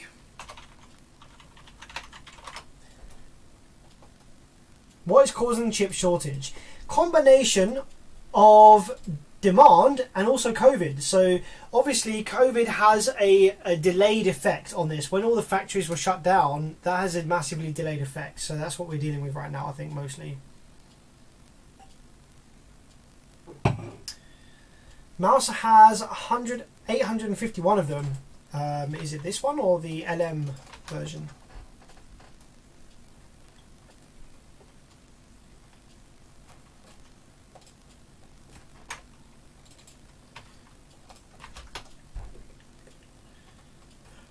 Here we go. Oh, okay, yeah, Mouser has a few of these. So let's grab 4 of these, because we have 4 in this amplifier anyway, just to make sure. View basket. Shipping. So yeah, it looks like I guess I can get them, albeit with £12 worth of freaking shipping to the UK.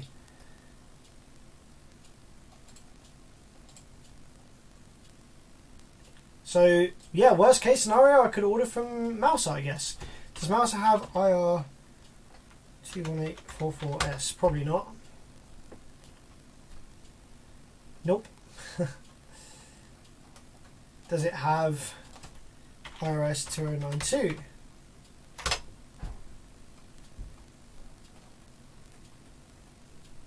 Ooh!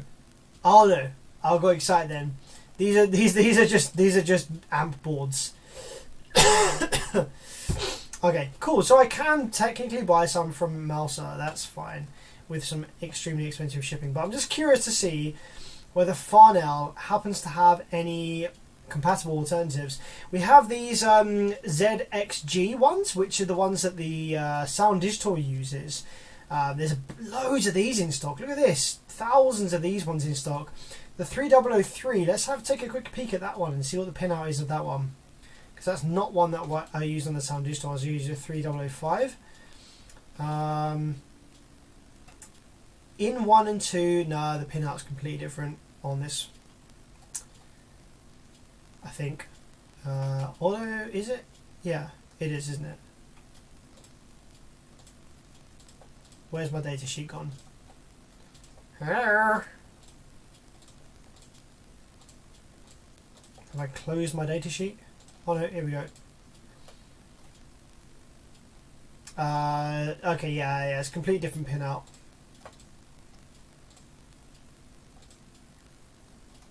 So that's no good. Oh look. Let's have a look at the 3009. Nope, different pinout. 3005 we know is no good. Max 1505, let's have a look. This is, where is your pinout, my friend? Do you show your pinout? There we go. Nope, that's different again, I think. Ground, yeah, that's different pinout. 1ED44, 173, etc. Let's have a look.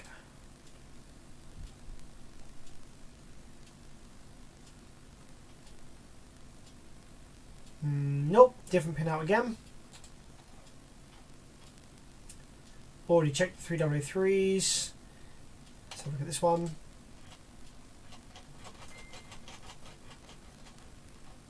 Ah! Aha! Here we go! Yes, boys! We have found ourselves a compatible chip that is in stock in the UK. Look at this. Max 5048C. We have in plus and minus at the top. Ground on pin 4. V plus on pin 1. And out on 2 and 3. Excellent! There we go.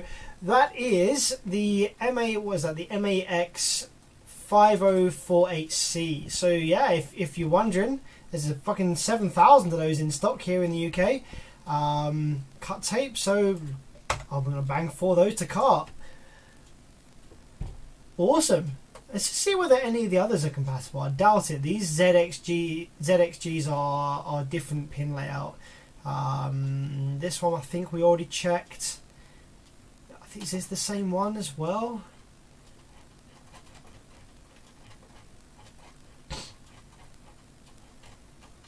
No, that one's not. So yeah, it might just be that single one. It's this one, isn't it? Yeah, that's the re-reeling option. So yeah, there's just one. There's one compatible chip that happens to have the same pinout, and probably I will double check it has the same other specification like VCC and all that other stuff. But I imagine that we will have compatibility there. Operating range for supply voltage is between 4 and 14 volts, which is what is being fed with this amplifier. So I imagine that's probably going to work just fine. It's always good fun finding compatible parts from different manufacturers. But I will try. That's a very good idea. Someone in the live chat. That's a very good idea. I will firstly try and see whether Taramps are willing to send one or send a few to me with the pics, because it would make sense, wouldn't it? It costs them literally nothing for these chips, and they're sending some pics my way anyway, so I could ask for some gate drivers. That would be pretty cool. Yeah, that's all we can do with this board this evening, ladies and gents. So yeah, hope you enjoyed the stream. I had a good time having a glass of wine, going through the Smart 5, having a good time. Been streaming for over 3 hours already, which is quite a long time considering we haven't really done much with this amp. But I hope it's been entertaining for you. I hope you've had a good time. I hope you learned something. The constant power supply of the LM version is 12 volts, 14 volts max. Oh, Big Z me. Let's see. Did you see my question, please? Yeah, I need clarification on your question. Could you reword your question?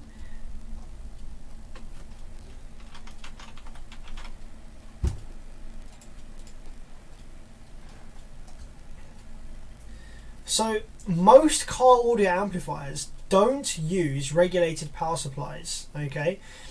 Most of the, like literally every single Korean doesn't use a regulated power supply.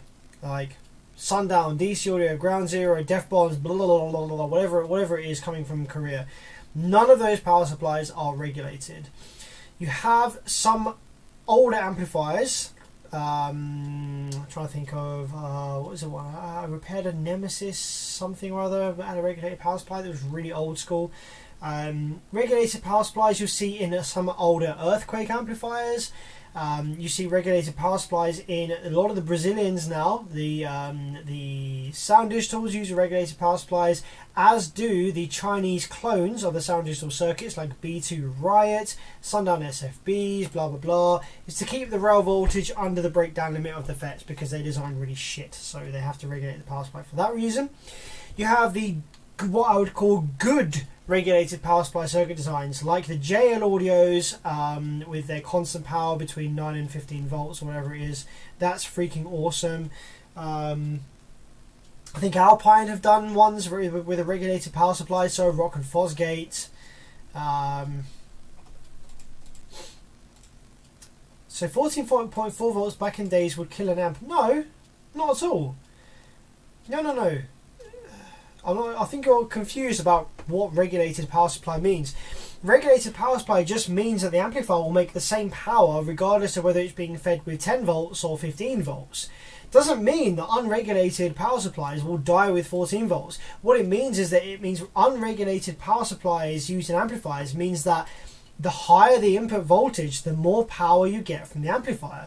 So that's why you'll see like a Korean 5K rated at 5K 14.4 volts. It only makes like 3.8K at 12 volts because the power supply is unregulated. So in order to get the most power out of that amplifier, you've got to feed it with a higher input voltage.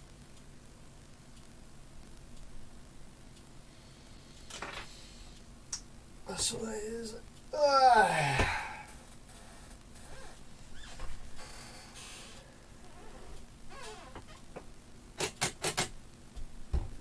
But yeah, hope you've enjoyed the stream tonight, guys. I'm gonna head off now. I think it's getting towards midnight here in the UK, so I will order some parts for this Smart 5, and yeah, get to fixing that. I might do another stream on this, getting this up and running, maybe. I'm actually going to be using this Smart 5 amplifier in a video soon. I'm just going to give you guys a couple of ideas of videos that I've got planned. So one video that I've got planned is talking about the future of car audio when everyone is using EVs. And I want to talk about the potential pathways that we can go with car audio and the obstacles we need to overcome and what it will look like, how it will affect the range of the vehicle and stuff like that. I'm going to do a big video talking about that. It's going to be quite good. I also obviously have a video coming with the Crown A6000 GTI. I also have a video of the audio pipe mod on its way. I also have a video talking about how to get started in amplifier repair, what equipment I use and what equipment I would recommend, things to buy, things to maybe not necessarily worry too much about. Got that on its way. I also have a video talking about, what is it? There's another few things. I've got a video planned that I haven't really started yet, but I want to make. And it's talking about the fact that you can't hear differences between different subwoofer amplifiers. People will say that like Koreans sound better than Brazilians, or like Class AB sounds better than Class D in subwoofer application. Now I am fully aware that amplifiers sound very, very different from one another, from cheap and shit quality to high quality when it comes to full range, listening to music, sound staging, channel separation, and THD and stuff like that, imaging, like detail and everything like that when it comes to listening to actual full range tones through speakers. However, for subwoofer application, subwoofers are firstly completely non-directional.